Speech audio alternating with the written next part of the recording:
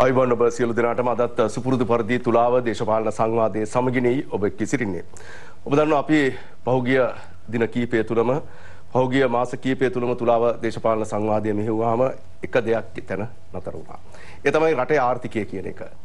මේ රටේ ආර්ථිකයත් එක්ක රටේ අර්බුදකාරී ගැටලු සහගත තත්ත්වයන් රැසක්ම මතුවලා තියෙනවා. විශේෂයෙන්ම මේ දිනවල රටේ පවතින තත්ත්වය බැලුවහම ඉතාමත්ම භයානකයි. අපි කිසිම කෙනෙකුට වහන්න කරන්න දෙයක් නැහැ. රට ආර්ථිකමය වශයෙන් ගත්තත් අපි ඉතාමත්ම පල්ලෙහැ තැනක ඉන්නේ. අපේ ජීවන වියදම දවසින් දවස මොහොතින් මොහොත ඉහළ යන තත්ත්වයක් තියෙන්නේ. අපිට තවමත් ඉන්ධන ප්‍රශ්නය විසඳ ගන්න බැරි වුණා. ගෑස් ප්‍රශ්නයට තවමත් විසඳුමක් දෙන්න බැරි වුණා. ඒකම විදුලිය ගැන බැලුවත් ඒ ප්‍රශ්නයටත් නිසි පිළිතුරක් තවමත් නැහැ. රටේ ජනතාව ඉතාමත්ම අසීරු තත්ත්වයකට අද පත් වෙලා තියෙනවා. රටේ දේශපාලන තත්ත්වය බැලුවත් ඉතාමත්ම කලබලකාරී තත්ත්වයකට තමයි දේශපාලන පරිසරයත් හැදිලා තියෙන්නේ. මේ සියල්ලත් එක්කම ආණ්ඩුව පිළිබඳව එහෙම නැත්නම් මේ රටේ දැන් පවතින පාර්ලිමේන්තු ක්‍රමය තුල විධායක ජනාධිපතිවරයා, අග්‍රාමාත්‍යවරයා, කැබිනට් මණ්ඩලයක්, පාර්ලිමේන්තුව මේ සියල්ල තියෙනවා. හැබැයි මේ සියලු තැන්වල ඉතාමත් නොසන්සුන්කාරී තත්ත්වයක් තමයි ඇති වෙලා තියෙන්නේ. ඇතුළුන් කියන දෙයක් තමයි දේශපාලන විශ්ලේෂකයන්ගේ පැත්තෙන් ගත්තොත් බොහෝ දෙනෙක් කියනවා බොහෝ දෙයකට මේ ව්‍යවස්ථාව මුල් වෙලා තියෙනවා කියලා. ගොඩක් දෙනෙක් කතා කරාම කියන දෙයක් තමයි මේ ව්‍යවස්ථාව 1978 ව්‍යවස්ථාව තුල පවතින බොහෝ දේවල් වත්මන් අර්බුදවලට හේතු සාධක වෙලා තියෙනවා කියලා. ආර්ථිකයේ පැත්තෙන් ගත්තත් ආර්ථික අර්බුදවලටත් හේතු සාධක වෙලා තියෙනවා කියලා මේ ව්‍යවස්ථාව. ඒකම මේ දිනවල තවත් කතා බහක් යනවා මේ සියලු අර්බුදත් එක්ක. ඒ තමයි 22 වෙනි ව්‍යවස්ථා සංශෝධනය පිළිබඳව. 21ක් පිළිබඳව කතා කරා පහුගිය කාලවකවානුව තුල. දැන් ඒ 21ට එහා ගිහිල්ලා 22ක් ගැන කතා වෙනවා. මෙන්න මේ නිසායි අද තුලාව දේශපාලන සංවාදයෙන් අපි සාකච්ඡා කිරීමට බලාපොරොත්තු වෙන්නේ රටේ අර්බුද විසඳන්න 22ට පුළුවන්ද? මේ සඳහා අපි මේ සම්බන්ධයෙන් කතා කරන්න පුළුවන් නීතිඥ මහත්වරුන් එක්කම මේ විෂය සම්බන්ධයෙන්ම ගත්තොත් අපේ ව්‍යවස්ථාව පිළිබඳව එහෙම නැත්නම් මැතිවරණය පිළිබඳව මේ සම්බන්ධිනුත් කතා කරන්න පුළුවන් ඒ විශ්ලේෂකයන් වගේම දේශපාලන සහ ආර්ථිකමය විශ්ලේෂකයන්ුත් අද තුලාව දේශපාලන සංවාදයට අපි ආරාධනා කරන්න ලැබුවා. අපි අද තුලාව දේශපාලන සංවාදයට දේශපාලන විශ්ලේෂක දමිත් රණසිංහ මහත්මයා සම්බන්ධ කරගන්නවා. අයිබෝන් ඔබතුමාට. ඒකම නීතිඥ ලිහිණි පොණෑන්ඩු මහත්මිය. අයිබෝන් ඔබතුමියට. ඒකම ශ්‍රේෂ්ඨ අධිකරණ නීතිඥ අසංක රන්දිනී මහත්මයා. අයිබෝන් ඔබතුමාට. පෙප්‍රල් සංවිධානයේ විධායක අධ්‍යක්ෂක රෝහණ හෙට්ටිආරච්චි මහත්මයා. අයිබෝන් රෝහණ මහත්මයා. මම හිතන්නේ තුලාව දේශපාලන සංවාදයේ මේ ඉදිරි පැය දෙක තුලදී අපිට පළවෙනි වටේදී විනාඩි 6කුත්, දෙවෙනි වටේදී විනාඩි 8කුත්, තුන්වෙනි වටේදී විනාඩි 6කුත් කාලය ලැබෙනවා. සියලු දෙනාටම දෙවෙනි වටේදී පුළුවන් ඔබ තුමන්ලට ඔබතුමියන්ලට ප්‍රශ්න කරගන්නට මේ ඇති වෙන යෝජනා සහ අදහස් පිළිබඳව. මම ලිහිණි පණෑන්ඩු මහත්මියගෙන්ම පටන් ගන්න කැමතියි. ලිහිණි බැලුවොත් දැන් අපි 21 ගැන කතා කරා. එක පැත්තකින් මොකද දැන් දේශපාලනිකව ගත්තත් සමගි ජන බලවේගය එහෙම නැත්නම් පාර්ලිමේන්තුවේ ප්‍රධාන විපක්ෂයේ හැටියට යෝජනාවලියක් ඉදිරිපත් කරා 21 වෙනි සංශෝධනය පිළිබඳව. මේ 21 වෙනි සංශෝධනය පිළිබඳ යෝජනාවලිය ඊට පස්සේ ශ්‍රේෂ්ඨ අධිකරණය හමුවට මේක ඉදිරිපත් වුණා. ඊට පස්සේ ශ්‍රේෂ්ඨ අධිකරණයෙන් මේ පිළිබඳව ඔවුන්ගේ නිගමනය, නිර්වචනය, විශ්ලේෂණය දුන්නා. එතනදී ජනමත විචාරණයක් පිළිබඳවත් කතා කරා. එතකොට මේ දින දෙකකට කලින් පාර්ලිමේන්තුවේදී අග්‍රාමාත්‍ය රනිල් වික්‍රමසිංහ මහත්මයා ප්‍රකාශයක් කළා 21 ඇතුලේ විධායක ජනාධිපතිවරයාට තවත් බලතල දෙන හැඟුණු යෝජනාත් තියෙනවා කියලා. ඒ ඔහුගේ ප්‍රකාශයක්. පාර්ලිමේන්තුවේදී කළ ප්‍රකාශයක්. හැබැයි බොහෝ දෙනෙක් 21 එහෙම නැත්නම් මේ ව්‍යවස්ථාව වෙනස් වෙන්න ඕනේ කියලා කිව්වේ විධායක ජනාධිපති ධුරේ විවස්වීම, ද්විත්ව පුරවැසිභාවය ඉවත් වීම මෙවැනි කරුණු ගණනාවක් එක්ක. දැන් ඔබතුමිය කොහොමද හිතන්නේ මේ රටක අර්බුද රැසක් තියෙන මොහොතක ඉතාමත් දැවැන්ත අර්බුද අර මම මුලින් කිව්වා වගේම මේ ආර්ථිකමය වශයෙන් ගත්තා, සමාජිකමය වශයෙන් ගත්තා, දේශපාලනික වශයෙන් ගත්තත් රට අර්බුදයක ඉන්නේ. ඒ වෙලාවකදී මේ ව්‍යවස්ථා සංශෝධනය මොකටද? ඇයි 21ක් ආවේ 20න් ඔබට ගිහිල්ලා? මුලින්ම ස්තුතිවන්ත වෙනවා මේ සාකච්ඡාවට ආරාධනා කිරීම ගැන. ඇත්තටම අපි ගත්තොත් අද ලංකාව තියෙන ආර්ථික අර්බුදයකට එහා ගිය මම කියනවා දේශපාලන අර්බුදයක් කියලා. ඒතර මේ ආර්ථික අර්බුදයට එක විසඳුමක් තමයි මේ දේශපාලන අර්බුදය විසඳා ගැනීම. ඒතර මේ දේශපාලන අර්බුදයේ එක පුරුකක් හැටියට වෙලා තියෙනවා වර්තමාන ජනාධිපතිවරයා. එතකොට දැන් අද රටේ අරගලකරුවන් සෑම සියලු දෙනාම කියන්නේ මේ ජනාධිපතිවරයාලා ගෙදර යන්න ඕනි කියලා. ඒතර අපි දකිනවා මේ වර්තමාන ජනාධිපතිවරයා කියන්නේ 19 වෙනි ව්‍යවස්ථා සංශෝධනයේ යටතේ බලයටපත් වෙන ජනාධිපතිවරයෙක්. එතුමාට 69 ලක්ෂක ජනවරමක් හම්බ වෙනවා.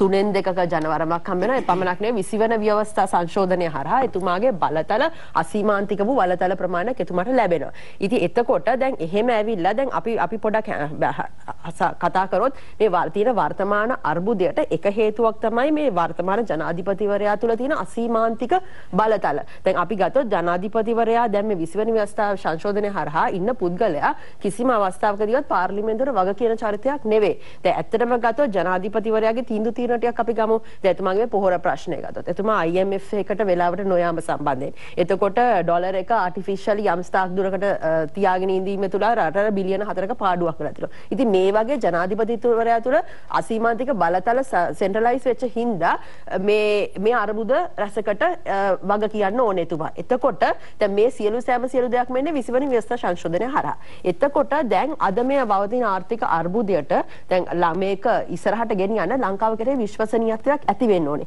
ඒ විශ්වසනීයත්වයක් ඇති වෙන්න ආජාත්‍යන්තර සංවිධාන IMF කියනවා මේ ජනාධිපතිවරයාගේ තියෙන බලතල කප්පාදු කරන්න කියලා. එතුමා පාර්ලිමේන්තුවට වග කියන චරිතයක් කරන්න කියලා. එතකොට දැන් අපි දකිනවා 19 වෙනි ව්‍යවස්ථා සංශෝධනය ගැන ගත්තොත් 19 වෙනි ව්‍යවස්ථා සංශෝධනයේ ආරමුණ වුණේ එක්තරා ආකාරයකට මේක නිර්දේශපාලනීය කිරීම ස්වාධීන කොමිෂන් සභාපත් කරලා අර අපි කියනවා වගේ යහපාලනයක් ඒ ගවර්නන්ස් ස්ට්‍රක්චර් එක ට්‍රාන්ස්පරන්සි accountability වගවීම වග කියන ව්‍යවස්ථා එකක් තමයි ඇති කරේ. දැන් අපි බලන්න ඕනේ දැන් අපි මේ 20 වෙනි ව්‍යවස්ථා සංශෝධනය හරහා අසීමාන්තික බලතල ගෙනාපු පුද්ගලයාව නැවත අපි 19ට යනවද නැත්නම් 22 හරහා මොකද මේ ගෙනල්ලා තියෙන්නේ කියලා. දැන් අපි දැක්කා සමගි ජනබලවේගය විසින් මුලින්ම 21 වෙනි ව්‍යවස්ථා සංශෝධනයක් ගේනවා. ඒක ගෙනල්ලා ඒක පාර්ලිමේන්තුවට ඉදිරිපත් කළා ගැසට් කළා ශ්‍රේෂ්ඨ අධිකරණයේ තීන්දුව හරහා කිව්වා මේකේ සමහර වගන්ති වලට ජනමත විචාරණයක් අවශ්‍යයි කියලා. ඔය අතරතුර විජයදාස රාජපක්ෂ මහතාත් ගේනවා ප්‍රයිවට් බිල් එකක්. එතකොට ඒක ගෙනල්ලා ඒක ඊට පස්සේ විත්ඩ්‍රෝ කරගන්නවා. එතකොට මොකද එතුමා මිනිස්ටර් ඔෆ් ජස්ටිස් වෙන හින්දා. ඊට පස්සේ 22 වෙනි ව්‍යවස්ථා සංශෝධනයේ පසුගිය ජූනි මාසේ 29 වෙනිදා ගැසට් කරනවා. එතකොට දැන් මේ 22 වෙනි ව්‍යවස්ථා සංශෝධනය හරහා ඇත්තටම බැලුවොත් ඒකේ මම දකින සාධනීය වූ වැරදි ගණනාවක් තියෙනවා. මොකද අපි මේ බලාපොරොත්තු වෙන ස්වාධීන ගවර්නන්ස් ස්ට්‍රක්චර් යහපාලනය මේක හරහා ඇති වෙනවද? මේ 22 වෙනි ව්‍යවස්ථා සංශෝධනයේ අර අපි කියන ව්‍යවස්ථාදායක සභාව. මේ ව්‍යවස්ථාදායක සභාව තමයි මේ ඉන්ඩිපෙන්ඩන්ට් ස්ට්‍රක්චර්ස් මේ ස්වාධීන කොමිෂන් සභාවන් වල පාරදෘශ්‍යභාවය ඇති කරන්න ඒ අපි කියන මේ වගවීම වගකීම කියන සංකල්පය ඇති කරන්න පළවෙනිව දායකත්වය දෙන්නේ මේ ව්‍යවස්ථාදායක සභාව. ඒතර මේ ව්‍යවස්ථාදායක සභාවේ අපි සංයුතය ගැන ගත්තොත් එතන ඉන්නවා අගමැතිවරයා කතානායකවරයා විපක්ෂ නායකවරයා සහ මේ සෑම සියලු දෙනාගේම නියෝජිතයෝ වෙනවා. ඒතර මේ පත් කරන නියෝජිතයෝ ඒ නියෝජිතයන්ව අවසානයේදී පාර්ලිමේන්තුවේ අනුමැතිය ලබා ගන්න ඕනේ. එතකොට මෙතන මේ පත්වෙන නියෝජිතයෝ ස්වාධීන නියෝජිතයෝ බවට වෙන්නේ නේ. අවසානයේදී ඒ 10 දෙනාගෙන් 7 දෙනෙක්ම අවසානයේදී මේ පවතින ආණ්ඩුවේම ගැත්තන් බවට පත් වෙනවා. ඒතර එවැනි වපසරයක් ඇති වුණාම කොහොමද මේ ව්‍යවස්ථාදායක සභාව කොහොමද ස්වාධීන ආයතනයක් වෙන්නේ? ඒතර මේ ව්‍යවස්ථාදායක සභාව තමයි අර ස්වාධීන කොමිෂන් සභාව පිටවන්නේ. ඒතර ස්වාධීන කොමිෂන් සභාව එතනයි තියෙනවා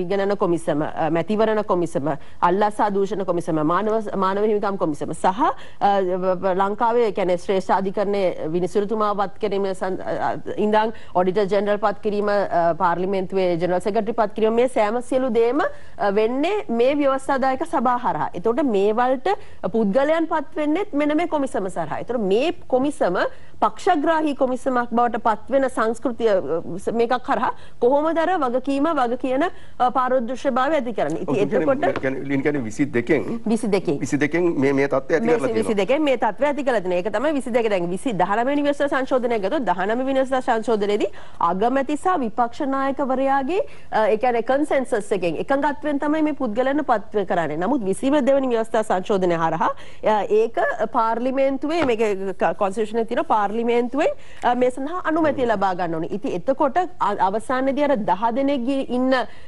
කොමිටියෙන් 7 දෙනෙක්ම ආණ්ඩු ගැති පුද්ගලයන් බවට පත් වෙනවා. ඒතර කොහොමද අපි අර වගකීම වග කියන එක සාක්ෂාත් කරන්නේ? ඒතර මේ ව්‍යවස්ථාදායක සභාව කියන එකම මම හිතනවා 22 වෙනි ව්‍යවස්ථා සංශෝධනය හරහා ඒකේ පාරදර්ශීභාවය නැති කරලා තියෙනවා කියලා.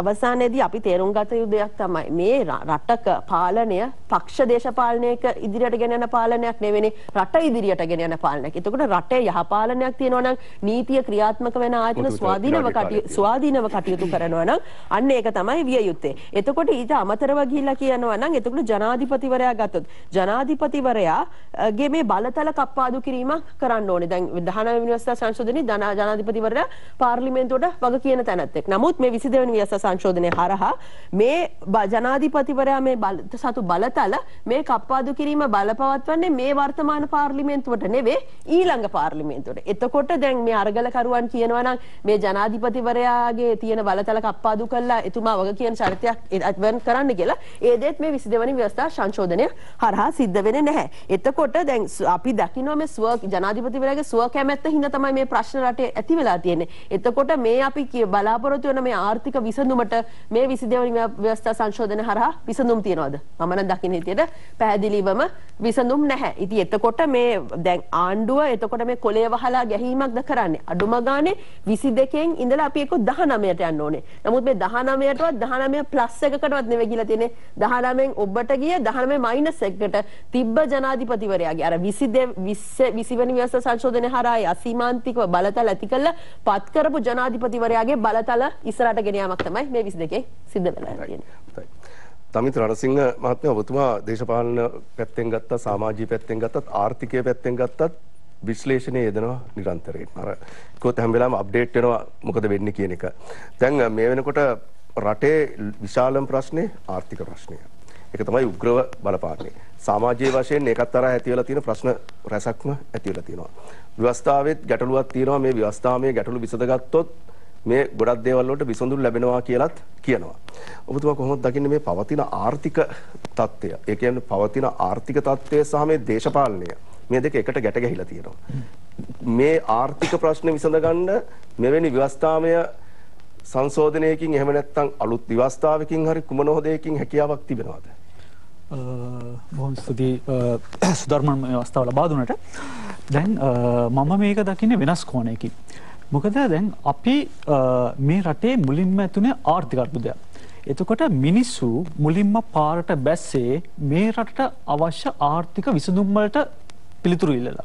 මොකද තෙල් ප්‍රශ්නේ මුලින්ම පාරට බැස්සේ පැය 13ක් කරන්ට් කැපුව දවසින්ද එදා ඉඳන් මේ ප්‍රශ්නය ආවේ මේ රටේ පවතින ආර්ථික අර්බුදයත් එක්ක. එය පස්සේ සමාජීය ප්‍රශ්නයක් දේශපාලනික මට්ටමට ඒක ව්‍යාප්ත වුණා. නමුත් මම කියන්නේ දැන් අපි මේක රට ගැන සම්බන්ධයෙන් බලනකොට අපි මෙහිදී දේශපාලන වශයෙන් ඒ ව්‍යවස්ථා සංශෝධනයට කලින් අපි මේ රටේ වර්තමාන තත්ත්වය ඇතුණු තත්ත්වය ගැන අපි මූලය වුණේ ආර්ථික අර්බුදය. මම කියන්නේ මේ ආර්ථික අර්බුදයටයි අපි මුලින්ම අවධානය යොමු කරන්න ඕන. මොකද ආර්ථික අර්බුදය විසඳුව පසු අපිට අනිත් දේවල් හිතන්න පුළුවන්. මොකද අපි දැන් මම මෙහෙම කියන්නම් ව්‍යවස්ථා සංශෝධනය ගැන. මේ ව්‍යවස්ථාව අපි හදලා අපි විවිධ සරින් සැරේ අපි කරන්නේ පැලස්තර දදා සංශෝධන දදා ඉදිරියට යන එක. නමුත් අපි ඊට වැඩිය එහාට ගිහිල්ලා මේක සම්පූර්ණම නව ව්‍යවස්ථාවක් කරා වුණත් අපිට යන්න පුළුවන් නම් ඒක තමයි මේ වෙලාවේ ඕන. හැබැයි ඊට කලින් අපි හිතන්න ඕන මේ රටේ පවතින ඩොලර් ගැටලුවට අපි මොකන්ද කරන්න කියලා. මොකද මේ ඩොලර් ප්‍රශ්නය දවසින් දවස ඒ කියන්නේ මේ ඊයේ පෙරේද ආපු ප්‍රශ්නයක් නෙවෙයි අවුරුදු ගානක තියුණු ප්‍රශ්නයක්. එතකොට අපි මේක අපි සංඛ්‍යාත්මක බැලුවොත් සාමාන්‍යයෙන් 2018 වෙනකොට අපි ආනයන ඩොලර් බිලියන 20ක් අපි ආනයනය කරනකොට හැබැයි අපි අපනයනය කරන්නේ ඩොලර් බිලියන 12යි. එතකොට සාමාන්‍යයෙන් ඩොලර් බිලියන 8ක විතර ගැප් එකක් තිබුණා. හැබැයි ඒ ගැප් එක අපි කවර් කරගත්තේ සංචාරක ව්‍යාපාරයෙන් ඩොලර් බිලියන 4ක් විතර 2018 දී හම්බුණා. ඊට පස්සේ විදේශ ශ්‍රමිකයන්ගේ පේෂණ වලින්. නමුත් 2019 දී පාස්කු ප්‍රහාරය න් පස්සේ 2019 විදේශ සංචාරගෙන පැමිණීම ඩොලර් බිලියන 3.6ට අඩු වුණා. 2020 මිලියන 560යි 2021ත් ඒ ගානේ 2022 ත් තාම මිලියන 100 ගානක් තමයි අපිට ආදායම් ලැබුණේ. එතකොට අපි ඩොලර් බිලියන 20ක් අපි ආනයනය කරනකොට නමුත් අපිට ලැබෙන්නේ ඩොලර් බිලියන 10ක් වගේ ප්‍රමාණයක්. ඒතකොට 2022 පොඩ්ඩක් වෙනස් වුණා. ඒක ඩොලර් බිලියන 12කට වගේ ගියා. නමුත් ඒකත් එක්ක ප්‍රේක්ෂකයන්ගේ ශ්‍රමිකයන්ගේ ලැබෙන ප්‍රේෂණ. නමුත් අපි මේ ශ්‍රමිකයන්ගේ ලැබෙන ප්‍රේෂණ අපි හරියට ඇනලයිස් කළා. අපි බැලුවා නම් ඇයි මේ අපි මොකන්ද අපි ප්‍රේක්ෂකයන්ගේ ප්‍රේෂණ විදිහට අපි ඔබතුමා කියන්නේ මේ විදේශ ශ්‍රමිකයන්ගෙන් ලැබෙන ප්‍රේෂණ. එතකොට අපි මෙතෙක්කල් අපි විදේශගත කරේ නුපුහුණු ශ්‍රමිකයන්. අපි කවදාකවත් ස්කිල් ලේබර්ස්ලා අපි රට යවලා ඒ ලැබෙන මුදල් අපි රටට ගෙන්න ක්‍රමවේදයක් ඇත්තටම තිබුණා. යම්කිසි අඩු වැඩි වශයෙන් සාර්ථක ක්‍රමයක් නෙවෙයි. ඒකින්ද මම කියන්නේ අපි මුලින්ම අපි අවධානය යොමු කරන්න ඕන මේ රටට ඩොලර් ලැබෙන ක්‍රියාමාර්ග. මොකද අපි මෙහෙම දෙයක් තියෙනවා. දැන් යම්කිසි රටක අස්ථාවරභාවයක් තියෙනවා නම් ඒ රටේ යම් දේශපාලනික ස්ථාවරභාවයක් නැහැ කියලා පේනවා නම් ඒ රට තුල අර්බුද තියෙනවා නම් විදේශ ආයෝජකයන් රටකට එයිද?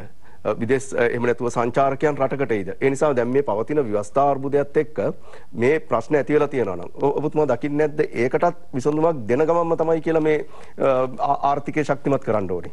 ඔව් එහෙම කතාවට මම කියන්නේ එකඟ වෙනවා. ඒ කියන්නේ අපි අනිවාර්යයෙන්ම ව්‍යවස්ථා කියන්නේ දේශපාලනික වශයෙන් මේ තියෙන අස්ථාවරත්භාවය නැති වුණොතින් කිසිදු ආයෝජකෙක් කිසිම විදේශ රටකින් ණයක්වත් අපිට ලැබෙන්නේ නැහැ. ඒ කතාව ඇත්ත.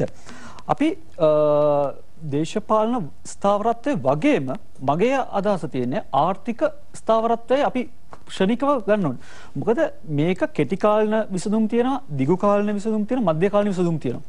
මෙහිදී අපි මුලින්ම හිතන්න ඕනේ මේ වෙලාවේ රටට අවශ්‍ය ඩොලර් රැගෙන මේ ආර්ථික ප්‍රශ්න විසඳන්න. මිනිස්සු දවස් 2-3 පොලිමේ ඉන්න එක නවත්තන්න ඕනේ.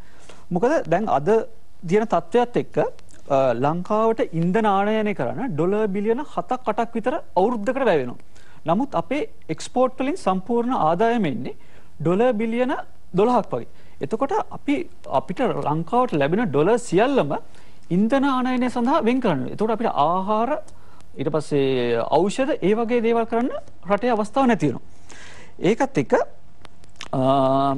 ඊට පස්සේ අපි තව එකක් හිතනවා ඩොලර් සම්බන්ධෙනුත් මේ රටට ඩොලර් ගේන පිරිස කොටස් දෙකකට බෙදන්න පුළුවන්. ඔතන තව විනාඩියක් කාලයක් තියෙනවා. ඔව් එක පිරිසක් තමයි ඩොලර් උපයල ලංකාවට ගෙන අනිත් අය ඩොලර් භාවිතා කරන මිනිස්සු.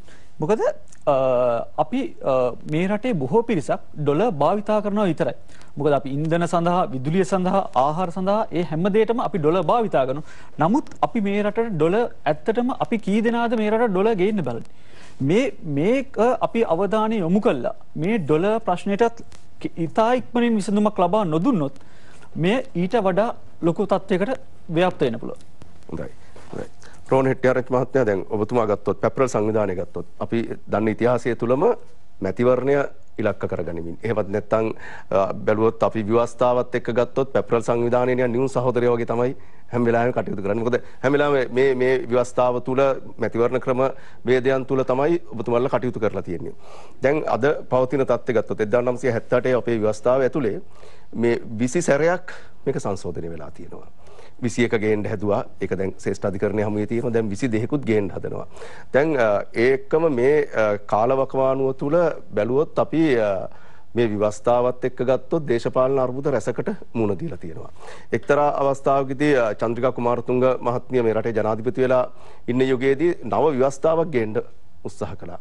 ඒක පාර්ලිමේන්තුවේදී ගිනි තියලා ප්‍රශ්න රැසකට මුහුණ දුන්නා. එතුමිය කිව්ව දෙයක් තමයි මේ ව්‍යවස්ථාව බහුභූත ව්‍යවස්ථාවක් කියලා.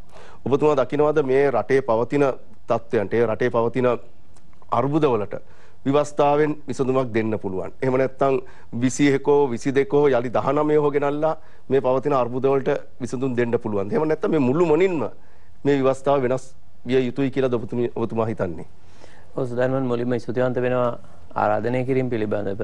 දැන් බහපු ප්‍රශ්නේ අවසාන කොටස ගත්තොත් ඇත්තටම සංශෝධන හෝ ව්‍යවස්ථාව මේ දෙක මොකක් වුණත් අවසානයේ ව්‍යවස්ථාවේ කොටසක් තමයි සංශෝධන කිව්වත්.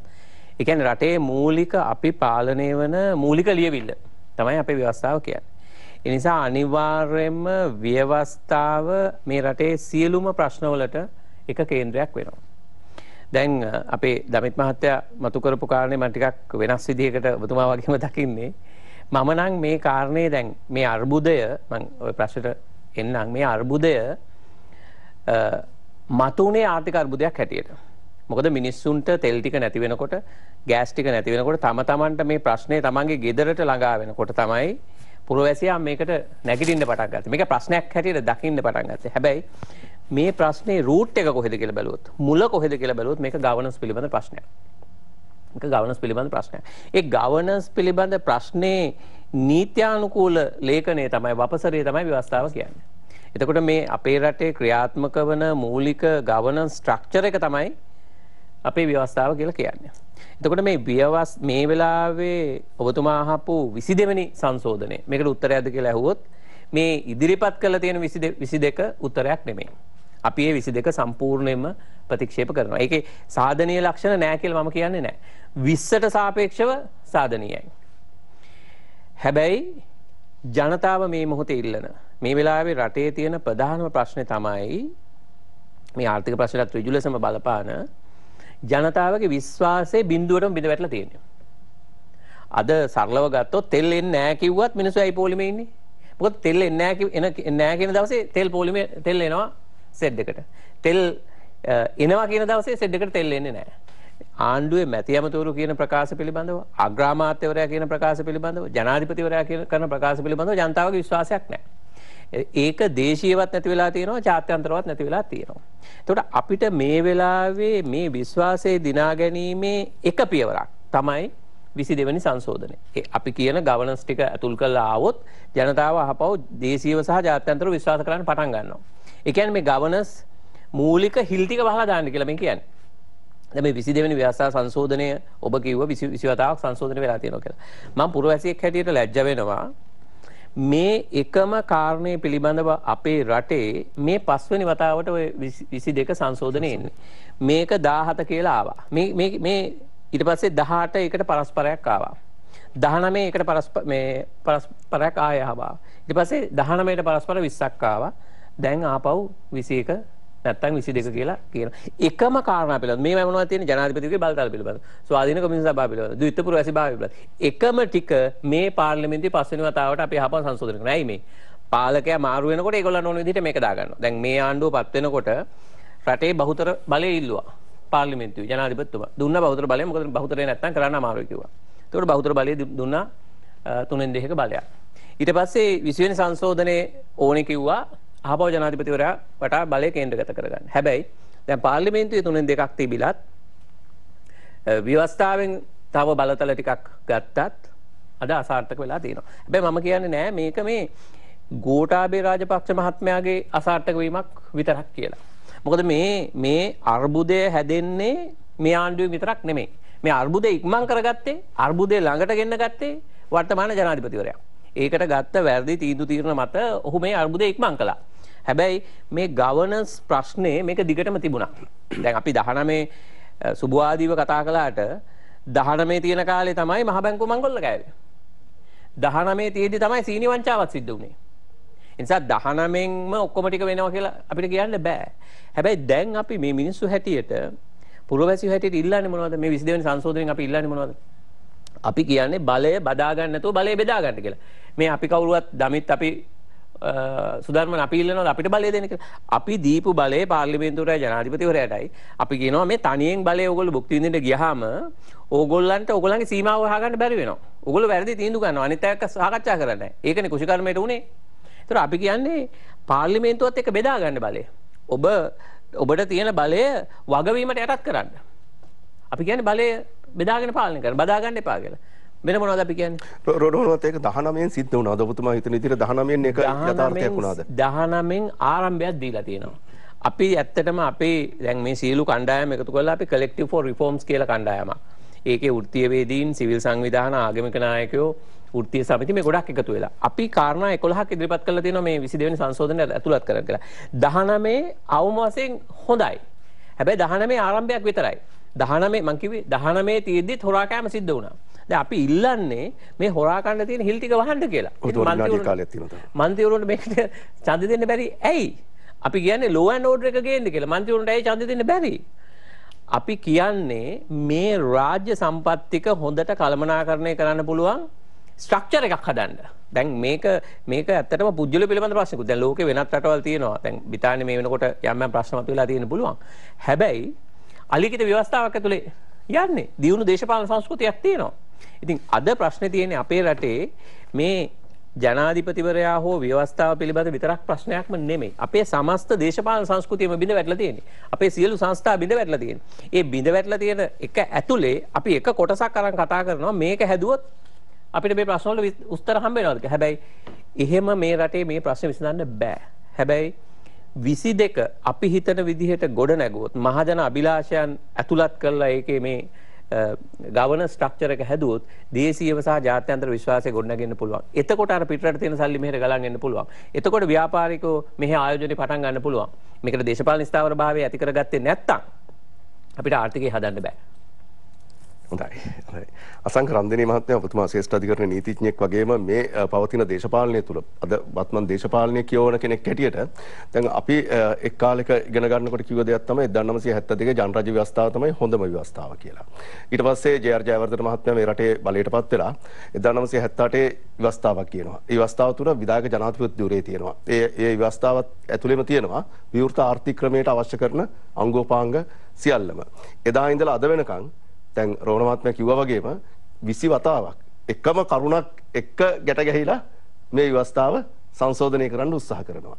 මෙතන ප්‍රධාන මූලික බීජයක් වෙලා තියෙන්නේ විධායක ජනාධිපති ධුරේ කියන එක. ඒ කියන්නේ එක් පුද්ගලයෙක් වටා බලය කේන්ද්‍රගත වෙලා තියෙනවා. ඔබතුමා දකින්නේ මේ සියලු ප්‍රශ්න වලට මුල මේ විධායක ජනාධිපති ධුරේද? ස්තුතියි සුදන්මන අවස්ථාව ලබා දුන්නට. මම මේ ප්‍රශ්නේ ටිකක් වෙනස් විදිහට ලඝු කරන්න උත්සාහ කරනවා 1970 දෙක ජනරජ ව්‍යවස්ථාවෙන් පස්සේ බිහි වෙච්චි 1978 ආණ්ඩුක්‍රම ව්‍යවස්ථාව වගේම මේ ව්‍යවස්ථාවට ආපු සියලු සංශෝධනයන් මම දකින විදිහට මගේ කියවීම අනුව සියලු සංශෝධනයන් දේශපාලන පක්ෂයක වෙන්න පුළුවන් යම්කිසි පුද්ගලයෙකුට වෙන්න පුළුවන් පුද්ගලික න්‍යාය පත්‍ර මත තමයි නිර්මාණය වෙලා තියෙන්නේ. අපි දන්නවා මේ විධායක ජනාධිපති ක්‍රමය නිර්මාණය කිරීම සම්බන්ධව ජේ.ආර්. ජයවර්ධන මහත්තයා 1950 ගණන් වල දේශපාලනයට එන කාලෙත් කතා කරනවා. ලංකාවේ ආණ්ඩුක්‍රම ව්‍යවස්ථාව නිර්මාණය වෙන්න ඕන ප්‍රංශීය ආකෘතියට ගැලපෙන ආණ්ඩුක්‍රම ව්‍යවස්ථාවක් හැටියට කියලා. හැබැයි මම මෙතනදී මේ ආණ්ඩුක්‍රම ව්‍යවස්ථාව සම්බන්ධව සංශෝධන ගෙනීම සම්බන්ධව දකින්නේ මෙහෙම දෙයක්. දැන් ලෝකේ රාජ්‍ය පාලනයන් සම්බන්ධව පිළිගත් ව්‍යවස්ථාමය ක්‍රමවේදයන් තියෙනවා. අපි දකිනවා බ්‍රිතාන්‍ය ගත්තොත් ක්‍රියාත්මක වෙන්නේ පාර්ලිමේන්තු කැබිනට් ආණ්ඩුක්‍රමයක්. එතකොට ප්‍රංශ ගත්තොත් ක්‍රියාත්මක වෙන්නේ ජනාධිපති කැබිනට් ආණ්ඩුක්‍රමයක්. මේ විදිහට විවිධ ආකාරයේ මොඩල් තියෙනවා. නැත්නම් ක්‍රමවේදාත්මක ආණ්ඩුක්‍රම ව්‍යවස්ථාවට අනන්‍ය ලක්ෂණ සහිත ආණ්ඩුක්‍රම ව්‍යවස්ථා තියෙනවා. ඒකට ලංකාවේ මේ නිර්මාණය කරලා තියෙන ආණ්ඩුක්‍රම ව්‍යවස්ථාව මොකක්ද? මේක ජනාධිපති කැබිනට් ආණ්ඩුක්‍රම ව්‍යවස්ථාව. එතකොට ජනාධිපති කැබිනට් ආණ්ඩුක්‍රම ව්‍යවස්ථාවක් කියන එක මේ අපි මේක එකපාරට ගෙනහලා ලංකාවට දාගත්තට ලෝකේ මේ ආණ්ඩුක්‍රම ව්‍යවස්ථා ක්‍රමවේදයන් කාලීනව පරිණාමය වෙච්ච ඒවා. දැන් පාර්ලිමේන්තු කැබිනට් ආණ්ඩුක්‍රමය කියන එක 1600 ගණන් වල බ්‍රිතාන්‍ය පුරවැසිය අතර පරිණාමය වෙච්ච ආණ්ඩුක්‍රම ව්‍යවස්ථාව. 1972 වෙනකල් අපේ රාජ්‍ය නායකයා කවුද? කාලයක් 1815 වෙනකල් රජෙක් ඊට පස්සේ අපේ රාජ්‍ය නායකයා කවුද? බ්‍රිතාන්‍ය රජින. අපි රජෙක්ට තියනලා තියෙන්නේ. එකපාරට අපි අවුරුදු 50ක් 60ක් ඇතුලේ අපි ප්‍රජාතන්ත්‍රවාදයේ ඉහළ ගුණ ලක්ෂණ හොයනවා අපේ සමාජය ඇතුලේ. අන්න ඒකත් සමහර වෙලාවට මේ කාරණාව සහ අපිට මේක අනන්‍යව කියවා ගැනීමේදී ප්‍රශ්නයක් වෙන්න පුළුවන්. මම මේ අපෝම මාතෘකාවට එනවා. 22 වෙනි සංශෝධනයට පුළුවන්කම තියනවාද මේ තියෙන ප්‍රශ්න විසඳන්න.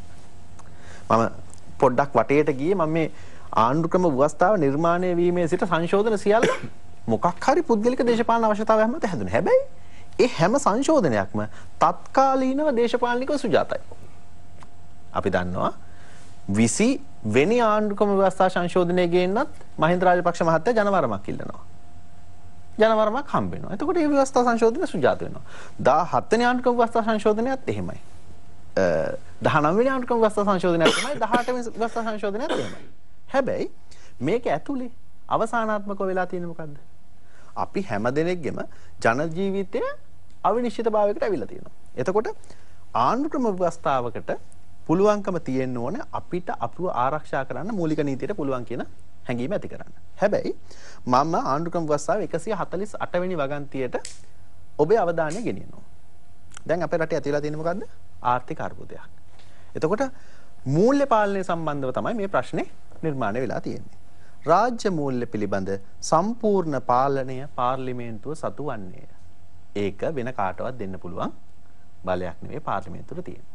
එතකොට අපි හදිසියේ ජනාධිපති කැබිනට් ආණ්ඩුක්‍රම මොඩල් එකක් තියෙන ශ්‍රී ලංකා ප්‍රජාතාන්ත්‍රික සමාජවාදී ජනරජයේ දෙවෙනි ආණ්ඩුක්‍රම ව්‍යවස්ථාව දෙවෙනි ජනරජ ආණ්ඩුක්‍රම ව්‍යවස්ථාවට ජනාධිපති කැබිනට් මොඩල් එක ඇතුළට පාර්ලිමේන්තු කැබිනට් මොඩල් එකේ ලක්ෂණ රිංගුවයි කියලා මේ අර්බුදය විසඳන්න පුළුවන්කමක් ලැබෙන්නේ නැහැ. රෝහණ මහත්මයා කියපු කාරණෙත් එක්ක මම එකඟ වෙනවා මේක සම්බන්ධිත කාරණයක්. එකපාරම අපිට එක කාරණයක් විසඳලා විතරක් මේක විසඳන්න බෑ. හැබැයි අපි ප්‍රශ්නයක් සහ ගැටලුවක් සහ සමාජය තුළ ඔඩු දුවලා තියෙන කාරණයක් හඳුනා ගැනීමදී අපි දකිනවා ඇති වෙලා තියෙන ආර්ථික අර්බුදයක්, ඒ හරහා ඇති වෙලා තියෙන දේශපාලන අර්බුදයක්. හැබැයි ඒ හරහා විවස්ථා අර්බුදයක් ඇති වෙලා තියෙනවා කියලා කිසි සටන් පාඨයක් අපි දැක්කේ නැහැ. අපි උත්සාහ කරනවා විවස්ථාමය විසඳුමක් හරහා යම්කිසි නිශ්චිතභාවයක් ඇති කරලා මේ ගැටලුවට විසඳුමක් දෙන්න පුළුවන්ද කියලා චෙක් කරලා බලන්න. පරීක්ෂා කරලා බලන්න. හැබැයි දැන් අපි අහලා තියෙනවානේ දේශපාලන වශයෙන් රටක් ස්ථාවර වුණොත් තමයි දේශපාලන වශයෙන් රටක් ස්ථාවර වුණොත් තමයි ආර්ථික වශයෙන් රටකට ස්ථාවර වෙන්න පුළුවන් කියලා. දැන් මොකද්ද මේ තිබිච්ච පාලනේ තියෙන පාලනේ 2019 11 වෙනි මාසේ 17 වෙනිදා රටේ මිනිස්සු 69 ලක්ෂයක් ඡන්ද දුන්නා ගෝඨාභය රාජපක්ෂ මැතිතුමා ජනාධිපතිතුරයට පත් කරන්න. ඊට පස්සේ අගෝස්තු මාසේ ඊළඟ අවුරුදු 2025 තිබිච්ච මැතිවරණයේදී 3න් 2ක බලයක් දුන්නා. ශක්තිමත් පාර්ලිමේන්තුවක්, ශක්තිමත් ජනාධිපතිවරයෙක්. එක පක්ෂයකට බහුතරම පාලන බලයක් දීපු ලංකා ඉතිහාසයේ අවස්ථාව. දැන් දේශපාලනික විස්තාවරයි. හැබැයි ආර්ථික විස්තාවර බවක් නැහැනේ. මොකක්ද ප්‍රශ්නේ තියෙන්නේ? එතකොට අපි ආයේ කියවන්න ඕනේ මේ දේශපාලනික ස්ථාවර බව කියන්නේ මොකක්ද? දේශපාලන ස්ථාවරත්වය කියන කාරණේ මිනිස්යාගේ අනුකූලතාවය නැත්තම් මිනිස්යාගේ කැමැත්ත මත පුරවැසියාගේ කැමැත්ත මත කියන කාරණේ මත හැම වෙලෙම රඳාපවතිනවා. හැම වෙලෙම රඳාපවතිනවා. එතකොට පුරවැසියාගේ අවශ්‍යතාවයන් තත්කාලීනව ඉෂ්ට කරන්න අසමත් වෙනවාද අසමත් වෙන්න මොකද්ද වෙන්නේ? ජනතාව යම්කිසි ආකාරයකට පාලනය ප්‍රතික්ෂේප කරනවා. ජනතාව පාලනයට විරුද්ධව කටයුතු කරන්න උත්සාහ කරනවා. එතකොට මෙතනදී අපි වටහා ගන්න ඕනේ ප්‍රශ්නයක් තියෙනවා නම් ප්‍රශ්නයට හේතුව හරියට ගවේෂණය කරන්න ඕනේ. මොකද මේ ප්‍රශ්න ඇති වෙලා තියෙන්නේ කාලානුරූපව. අපි දන්නවා මේ මෙතුමා සඳහන් කරා 2001 ඉඳන් අපි දිගින් දිගටම ආණ්ඩුක්‍රම ව්‍යවස්ථාව සම්බන්ධ මේ කමිෂන් සභාව ගැනසලා විනිවිද භාවයක් ඇති කරන්න හදනවා. හැබැයි 2001 ඉඳන් වෙච්චි ආර්ථිකමය ගැටලු 2001 විතර නෙවෙයි කාලාන්තරයක් තිස්සේ වෙච්චි ආර්ථිකමය අවපාතයන් මේ කමිෂන් සභාවලට සමනය කර ගැනීම හැකියාවක් තිබිලා නැහැ. අපි සාකච්ඡා කරමු ඉදිරියේදී මොන ආකාරයෙන්ද ව්‍යවස්ථාමය වෙනසක් සහ මේ ආර්ථිකමය වශයෙන් රට ශක්තිමත් කරගන්නේ මොන ආකාරයෙන්ද කියලා රටේ අර්බුද විසඳන්න 22කට පුළුවන්ද? තුලාව දේශපාලන සංවාදයෙන් අද අපි සාකච්ඡා කරමින් සිටින් මෙන්න මේ කාරණේ පිළිබඳව ප්‍රධාන පාලක මැදිරියත් සමග සම්බන්ධ වී නැවතත් තුලාව දේශපාලන සංවාදයේ සමගින් අපි එකතු වෙමු.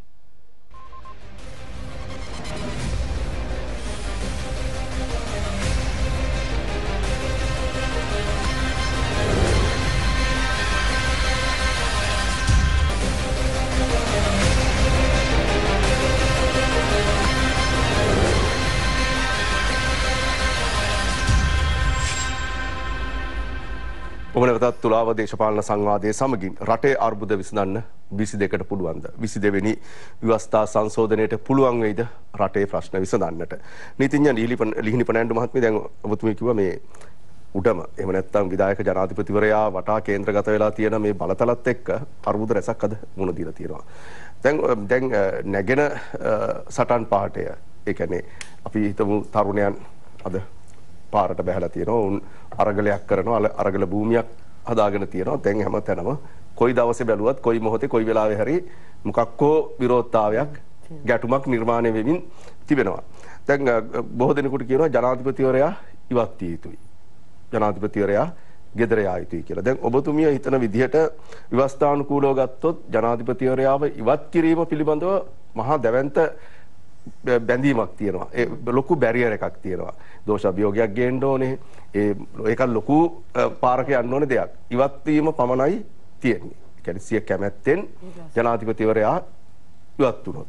දැන් ඔබතුමිය හිතනවාද ජනාධිපතිවරයා ඉවත් වීමෙන් පමණක් මේ රටේ අර්බුද විසඳෙයි කියලා? ඩොලර්ස් එයිද ලෝකෙන් අපිට විදේශගත ශ්‍රමිකයන් අපිට ඩොලර්ස් එවයිද? තෙල් අර්බුදයට විසඳුම ඒකෙන් ලැබෙයිද? ඊළඟට කවුද එන්නේ? ඊළඟටත් එන ජනාධිපතිවරයා කවුරුන් හෝ කටයුතු කරන්න ඕනෙත් මේ ව්‍යවස්ථාව ඇතුළෙමයි. ඉතින් ඔබතුමිය කියන්නේ එහෙමනම් ජනාධිපතිවරයා ගෙදර ගිය පමණින් සැනින් මේ ප්‍රශ්න විසඳෙයි කියලා හිතනවද? මෙහෙමයි මම පුද්ගලික විශ්වාස කරන තමයි අර්බුදයකට නිර්මාණය කිරීමට දායක වෙච්ච පුද්ගලයෙක් අර්බුදයේ විසඳුම්කරු වෙනවද කියන එක අපි හැමෝටම තියෙන අද ප්‍රශ්නාර්ථයක්. දැන් ඒතර අද අර්ගලකරුවන් කියන්නේ මේ වර්තමාන ජනාධිපතිවරයා ගෙදර යා යුතුයි කියලා.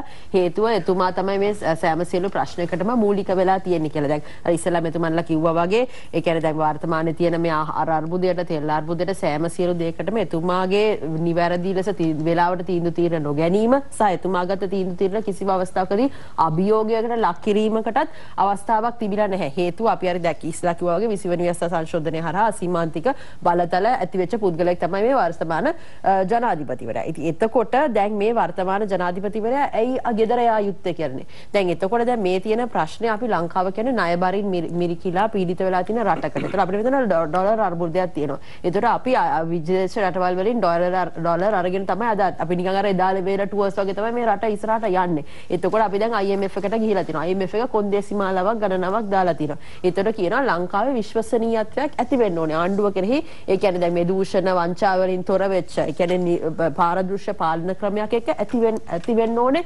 ලංකාව කෙරෙහි විශ්වාසයක් ඇති වෙන්න. මේ දෙන ණය හරියට පාලනය කරනවා. දේව දූෂණය වෙන්නේ දූෂිත ක්‍රමවේදයක් කරහාද යන්න නොයන තත්ත්වයට. එතකොට දැන් මේ තියෙන වර්තමාන ජනාධිපතිවරයාට ඒ දේ කරන්න පුළුවන්ද? ඒ දේ කරන්න බෑ. ජනාධිපති ඒකයි මෙතන කියන්නේ මේ ජනාධිපතිවරයා ඉල්ලා අස්විය යුතුයි කියලා. හේතුව එතුමා කෙරෙහි තියෙන විශ්වාසනීයත්වය නැති වෙලා. එතකොට මේ ව්‍යවස්ථා සංශෝධනයත් ඒකේ එක කොටසක්. ඒතර ව්‍යවස්ථා සංශෝධනය හරහා ඇති කරන්න උත්සාහ කරන්නේ මේ වර්තමාන ජනාධිපතිවරයාගේ තියෙන බලතල අඩු කරලා එතකොට එතුමාව අර සංවරණ තුලන ක්‍රමයකට checks and balances ක්‍රමයකට ගේන්න. ඒතර අර බලතල බෙදීම දැන් අපි දන්නවා ව්‍යවස්ථාවේ පාර්ලිමේන්තුවේ ඕගන්ස් 3ක් රටේ කොන්ස්ටිටියුෂන් ඕගන්ස් 3ක් තියෙනවා කියලා. ව්‍යවස්ථාදායක විධායක අධිකරණ මේ ආයතන තුර හරහා බලතල බෙදීම ඒතර එකිනෙකට සංවරණ තුලන ක්‍රමයක් ඇති කිරීම. දැන් ඔන්න ඔය කරුණු හරහා තමයි මේ ව්‍යවස්ථා සංශෝධනය ගේන්නේ කියන්නේ. දැන් එතකොට අපි දන්නවා මේ තියෙන වර්තමාන 20 අර්බුදකාරී. ඒතකොට ඒකයි මේ 22ක් ගේන්න හදන්නේ. ඒතකොට එදා ජනාධිපතිවරණයා මැයි 11 වෙනිදා ජාතිය අමතනවා. ජාතිය අමතලා කියනවා එතුමා කියනවා මම දවස් 19 වෙනි ව්‍යවස්ථා සංශෝධනයට යනවා කියලා. ජනාධිපතිතුමා ජනතාවට පොරොන්දුවක් දෙනවා මම එකඟ වෙනවා කියලා ජනාධිපති ධූරය විධායක ජනාධිපති ධූරය අහෝසි කරන්නත් එතුමා ඒක සම්බන්ධයෙන් සාකච්ඡා කරන්නත් එතුමා සූදානම් වැඩපිළිවෙලක් ඉදිරිපත් කරන්න කියලා. එහෙව් අවස්ථාවකදී තමයි මේ දැන් වර්තමාන 22 වෙනි ව්‍යවස්ථා සංශෝධනය විජේදාස රාජපක්ෂ මහතා ගේන්නේ. එතන තව ප්‍රශ්නාර්ථයක් තියෙනවා. විජේදාස රාජපක්ෂ මහතා එතුමාගේ අර ප්‍රයිවට් බිල් එකේ හරහා ගේන දේවල්ටත් අඩු දේවල් තමයි මෙතන ගෙනල්ලා තියෙන්නේ. ඉතින් එතකොට මේ හරහා මේ වර්තමාන 22 වෙනි ව්‍යවස්ථා සංශෝධනය හරහා ඒ අපි බලාපොරොත්තු වෙන විශ්වසනීයත්වය ඇති වෙනවද? ජාත්‍යන්තර පිළිගැනීමකට ලංකාව ඉස්සරහට ගෙන යන තත්වයකට ඇති වෙනවද? නැත්නම් මේක මේ තියෙන වර්තමාන ජනාධිපතිවරයාගේ සහ පාලන තන්ත්‍රයේ බලය ආරක්ෂා කර ගැනීමට ගෙනල්ලා තියෙන හුදු ලේඛනයක්ද? ඔබතුමී කියන්නේ මේ අපි පුද්ගලිකව ගත්තොත් ගෝඨාභය රාජපක්ෂ මහත්මයා කියන චරිතයට යහ ගිහිල්ලා ජනාධිපති ධුරය තමයි ප්‍රධානම කාරණේ. දැන් එතකොට මෙතන වෙන්නේ පුද්ගලයෙක් නෙවෙයි සමාන. එතකොට දැන් අපි තුමු දැන් මේ මොහොතේ සිද්ධ වෙන දෙයක් හැටියට ඉන්න ජනාධිපතිවරයා ඉවත් වුණොත් නැවත ජනාධිපතිවරයෙක් පත් වෙනවා. මේ අවස්ථාව තුලනේ අපිට සියල්ල කරන්න සිද්ධ වෙන්නේ. එතකොට ඒ ජනාධිපතිවරයාත් ඉන්නේ මේ සියලු බලතලත් එක්ක තමයි ජනාධිපතිවරයා පත් වෙන්නේ. කවුරුන් හෝ ජනාධිපතිවරයා පත් වෙන්නේ. එතකොටත් මේ අර්බුදය මේ ආකාරයෙන්ම නේද? ඉතින් එතකොට දැන් ඒකනේ කියන්නේ මේ 22 වෙනි ව්‍යවස්ථා සංශෝධනය ගෙනල්ලා මේ ජනාධිපතිවරයා බලතල අඩුත කරලා ජනාධිපතිවරයා කියන පුද්ගලයා පාර්ලිමේන්තුවට වග කියන චරිතයක් ඇති කරන්නේ. පාර්ලිමේන්තුවත් මේ කොහොමද මේ ගවර්නන්ස් ස්ට්‍රක්චර් එකට කන්ට්‍රිබියුට් කරන්නේ කියන්නේ. ඒතර මේ ස්වාධීන ආයතනවල බලතල කියන්නේ අධිකරණ සේවා කොමිෂන් සභාව, පොලිස් කොමිෂන් සභාව, මානව හිමිකම් කොමිෂන් සභාව මේ ස්වාධීන වූ ආයතන කොහොමද තමුන්ගේ අර බලය හරියට කටයුතු කරන්නේ කියන්නේ. ඔතන මැන්ඩේට් එක සම්බන්ධ ප්‍රශ්නයක් තියෙනවානේ. කියන්නේ පාර්ලිමේන්තුවේ නියෝජිත සියලු දෙනා පත් වෙන්නේ එක ඡන්දකින් මහ මැතිවරණයකින්. එතකොට ඒ වගේම තමයි ජනාධිපතිවරයා පත් වෙන්නේ ලංකාවේ ආණ්ඩුක්‍රම ව්‍යවස්ථාව අනුව තව ඡන්දකින්. එතකොට පාර්ලිමේන්තුවට කොහොමටත් අමාත්‍යවරයෙක් හැටියට කරන කටයුතු සම්බන්ධව ජනාධිපතිවරයා අමාත්‍යවරයෙක් හැටියට දරන දූරයක් සම්බන්ධව ව්‍යවස්ථානුකූලව වගකිය යුතු වෙනවා. ඒක අනිවාර්ය වගකීමක් දැරෙනවා. හැබැයි අර මැන්ඩේට් එක නැත්නම් ජනවරම කියන එක තියෙනවනේ. ඒ ජනවරම කියන සාධකයත් එක්ක අපිට ප්‍රශ්නයක් එනවනේ ලිහිණි මහත්මයා මෙතනදී කොයි මැන්ඩේට් එකද උඩින් තියෙන්නේ කියලා. පාර්ලිමේන්තුවට කියන්න ඕනද ජනාධිපතිවරයා? අන්න ඒ වගේ ප්‍රශ්න ටිකක් නම. ඒක තමයි මෙතන මේ අපි මොඩල් එක කියන්නේ. මොඩල් එක. එතකොට දැන් 20 ගෙනල්ලා ගන්න 20 කියනකොට ජනාධිපතිවරයා අර අමාත්‍යාංශ වලට කැබිනට් මන්ත්‍රීවරු පත් කරනකොට ඒ සෑම සියලු දෙයක්ම තමුන්ගේ ස්වකීය අභිමතය අනුව කරන්න පුළුවන්. ඒතර පාර්ලිමේන්තුවරයාගේ උපදෙස් මත කටයුතු කිරීම කියන එකක් නැහැ. ඉතින් එතකොට දැන් මේ 22 හරහා එක ගෙනාවට ඒක මේ තියෙන වර්තමාන මේ පාර්ලිමේන්තුවේ බලපානෙත් නැහැ. ඒතර මෙතුමාගේ දූර කාලෙන් එහාට තමයි මේක ඇති කරන්න කියලා මේ වර්තමාන 22න් කියනවා. ඉතින් එතකොට ඇත්තටම අපිට ප්‍රශ්නාර්ථයක් මේ ව්‍යවස්ථා සංශෝධනය ගේන්නේ කාගේ අරමුණකටද නැත්නම් අර ගේන්න ඕනනම් වාලේ හින්දා ගේනවද නැත්නම් මේ දේශපාලන ගේම් එකක්ද? ඔබතුමිය කියන කාරණෙත් එක්ක මම අර කියවනේ ඒක අවස්ථාවක පර්සනල් ඇජෙන්ඩාස් එකම එක හැදලා තියෙන කියලා. එතකොට ආණ්ඩුක්‍රම ව්‍යවස්ථාව නිෂ්පාදනය කර නිර්මාණය කරපු අය හිතුවේ නැහැ කල්පනා කරේ නැහැ කොයි වෙලාවකවත් ජනාධිපති එක පක්ෂයකයි අගමැතිතා පක්ෂයකයි නිර්මාණය වෙයි කියලා. ඒ නිසා තමයි අගමැතිවරයාගෙන් අහන්න බලන්න ඕනේ ඕනේ අමාත්‍යවරයෙක් පත් කිරීමේ හැකියාව අනිවාර්යයෙන්ම මේ ආණ්ඩුක්‍රම ව්‍යවස්ථාවට අරන් තියෙනවා. මම ඒකයි තර්ක කරන්නේ අපි යන්න හොඳ නැහැ. ජනාධිපති කැබිනට් ආණ්ඩුක්‍රම ව්‍යවස්ථාවක් මේ ව්‍යවස්ථාව මේකට පාර්ලිමේන්තු කැබිනට් ක්‍රමයේ ලක්ෂණ අන්තර්ග්‍රහණය කරලා තේරුමක් නැහැ. අපි යනවා නම් යන්න ඕනේ පාර්ලිමේන්තු කැබිනට් ආණ්ඩුක්‍රම ව්‍යවස්ථාවකට වෙනම. ඒක තමයි සමගි ජන බලවේගය ගෙනාවේ මේ ඒගොල්ලන්ගේ අපේ පක්ෂයේ 21 වෙනි වසර සංශෝධනයේ හරහා ගෙනාවේ ජනාධිපති ක්‍රමය සම්පූර්ණයෙන්ම අහෝසි කරන්න ඕනේ කියලා. එතන අහෝසි කරනකොට එතන යෝජනා කරන්නේ ජනාධිපතිවරයා පාර්ලිමේන්තුවෙන් තෝරාගත යුතු පුද්ගලයෙක් බවට පත් වෙනවා. ඒක නැත්නම් ව්‍යවස්ථා නාම මාත්‍ර ජනාධිපතිවරයා. නාම ජනාධිපතිවරයා ඒකේ විවිධ කොන්දේසි තියෙනවා. ජනාධිපතිවරයා පාර්ලිමේන්තුවෙන් පත් කරගන්න ඕනේ. එතකොට පාර්ලිමේන්තු ක්‍රමය මීට වඩා සක්‍රිය කරන එක, මූල්‍ය පාලනය සක්‍රිය කිරීම. එතකොට තව එතන ගෙනාවා කවුන්සිල් ඔෆ් ස්ටේට් කියලා. එතකොට එළියේ ඉන්න කොහොමද වෘත්තිකයෝ සෑම සිවිල් සමාජ පුරවැසියන් කොහොමද මේකට පාලනයට එකතු කරගන්නේ. ඊට අමතරව විවිධ වැදගත් සාධනීය දෙයක් තමයි ජාතික ආරක්ෂක සභාවක් කියලා එකක් ගෙනාවා. ඒතකොට ලංකාවේ ආරක්ෂාව ප්‍රමුඛ ස්ථානයක් දීලා කොහොමද ඒකත් ආරක්ෂාව කියන එකත් රටේ පාර්ලිමේන්තුවට වග කියන යුතු දෙයක් හැටියට පත් කරන්න කියලා. ඕක ඇතුළෙම තියෙනවා 13 වෙනි ව්‍යවස්ථා සංශෝධනය. එතකොට 13 වෙනි ව්‍යවස්ථා සංශෝධනය යටතේ තමයි උතුරු නැගෙනහිරට විසඳුමක් දෙන්න ගෙන ආපු ව්‍යවස්ථා සංශෝධනය. ප්‍රාන්ත ක්‍රමය තියෙනවා.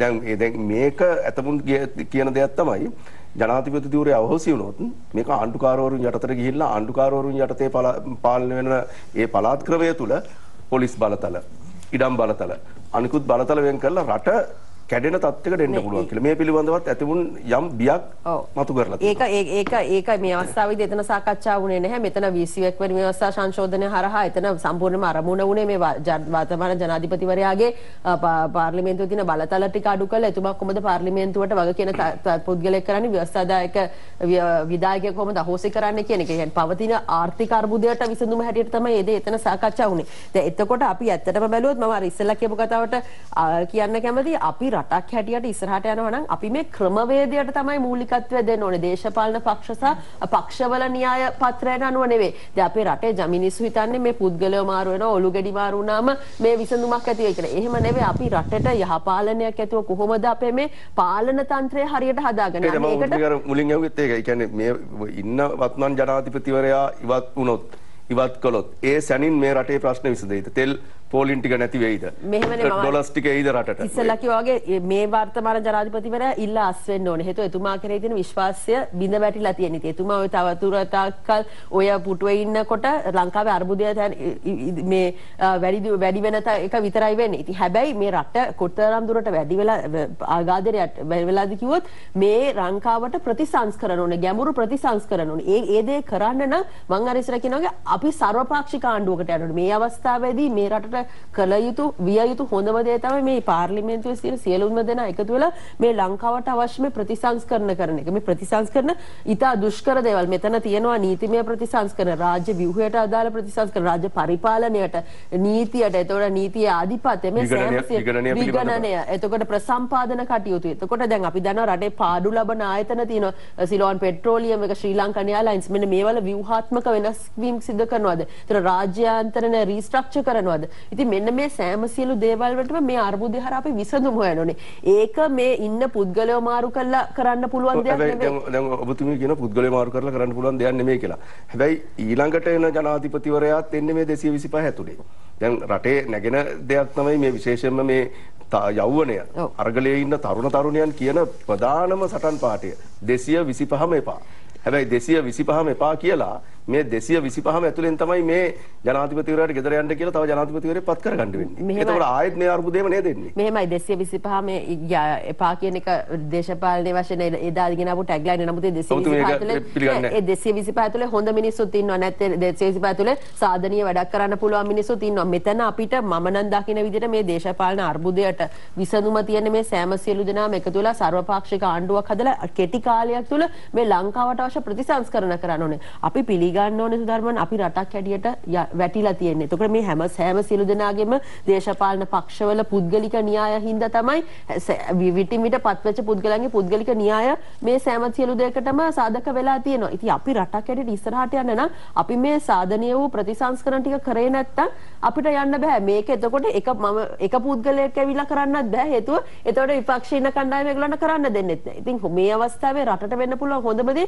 සර්වපාක්ෂික ආණ්ඩුවක් හදන එක හැටියට තමයි මම නම් දකින්නේ. මම මේ ප්‍රශ්නෙට මේ ජනාධිපතිවරයා ගියාම ප්‍රශ්න විසඳනවද කියන එකට මගේ උත්තරේ තමයි ප්‍රශ්න 50%ක් විසඳනවා මේ ජනාධිපතිවරයා ගියාම. මොකද මේ ජනාධිපතිවරයා අසාර්ථක නායකයෙක් කියලා ඔහු විසින් ඔප්පු කරලා තියෙනවා. ඒ වගේම ඔහු විසින් පිළි අරගෙනත් තියෙනවා. Taman ගත්ත තීන්දුව වැරදි කියලා. මේක ගෙදරක් නෙමෙයිනේ. මේක රටක්. මිලියන 22ක ජනතාවගේ නායකයා තමයි ජනාධිපතිවරයා. මොකද ඔක්කොම බලය එතෙන්ට කේන්ද්‍රගත කරලා. ඒ නිසා ප්‍රශ්නෙන් 50%ක් විසඳන්න පුළුවන් ජනාධිපතිවරයා අයින් වුණාම. හැබැයි ඉතුරු 50 අර ඔබ කියපු කාරණේ තියෙනවා. මේ ජනාධිපතිවරයා යවලා මේ ව්‍යවස්ථාව ඇතුලේ විපක්ෂයේ කෙනෙක් ඇවිල්ලා අහපව වාඩි වුණත් අපිට ඇෂුරන්ස් එකක් නැහැ. අහපව මේ විදිහටම බලය ආයතා විදිහට පාවිච්චි කරයි. ඒකාධිපතියට ක්‍රියා නොකරයි කියලා අපිට ඇෂුරන්ස් එකක් නැහැ. හොරා කන්න තියෙන හිල් ටික වැහුවේ නැත්තම් අහපව හොරා නොකයි කියලා අපිට විශ්වාසයක් නැහැ. හැබැයි දැන් පේනවා දැන් මේ 22 වෙනි සංශෝධනයේ ආපු එක මේක කොලේ වහලා කියන්න දෙයක් නැහැ. මේක සම්පූර්ණම ජනාධිපතිවරයාගේ අභිමතයේ පරිදි ඔහුගේ අනුදැනුම පිට තමයි මේ 22 වෙනි සංශෝධනය එන්නේ. මොකද මේකේ අපි වෙනස් කරන්න කියන කාරණා සියල්ලම අදාළ වෙන්නේ ජනාධිපතිවරයාට.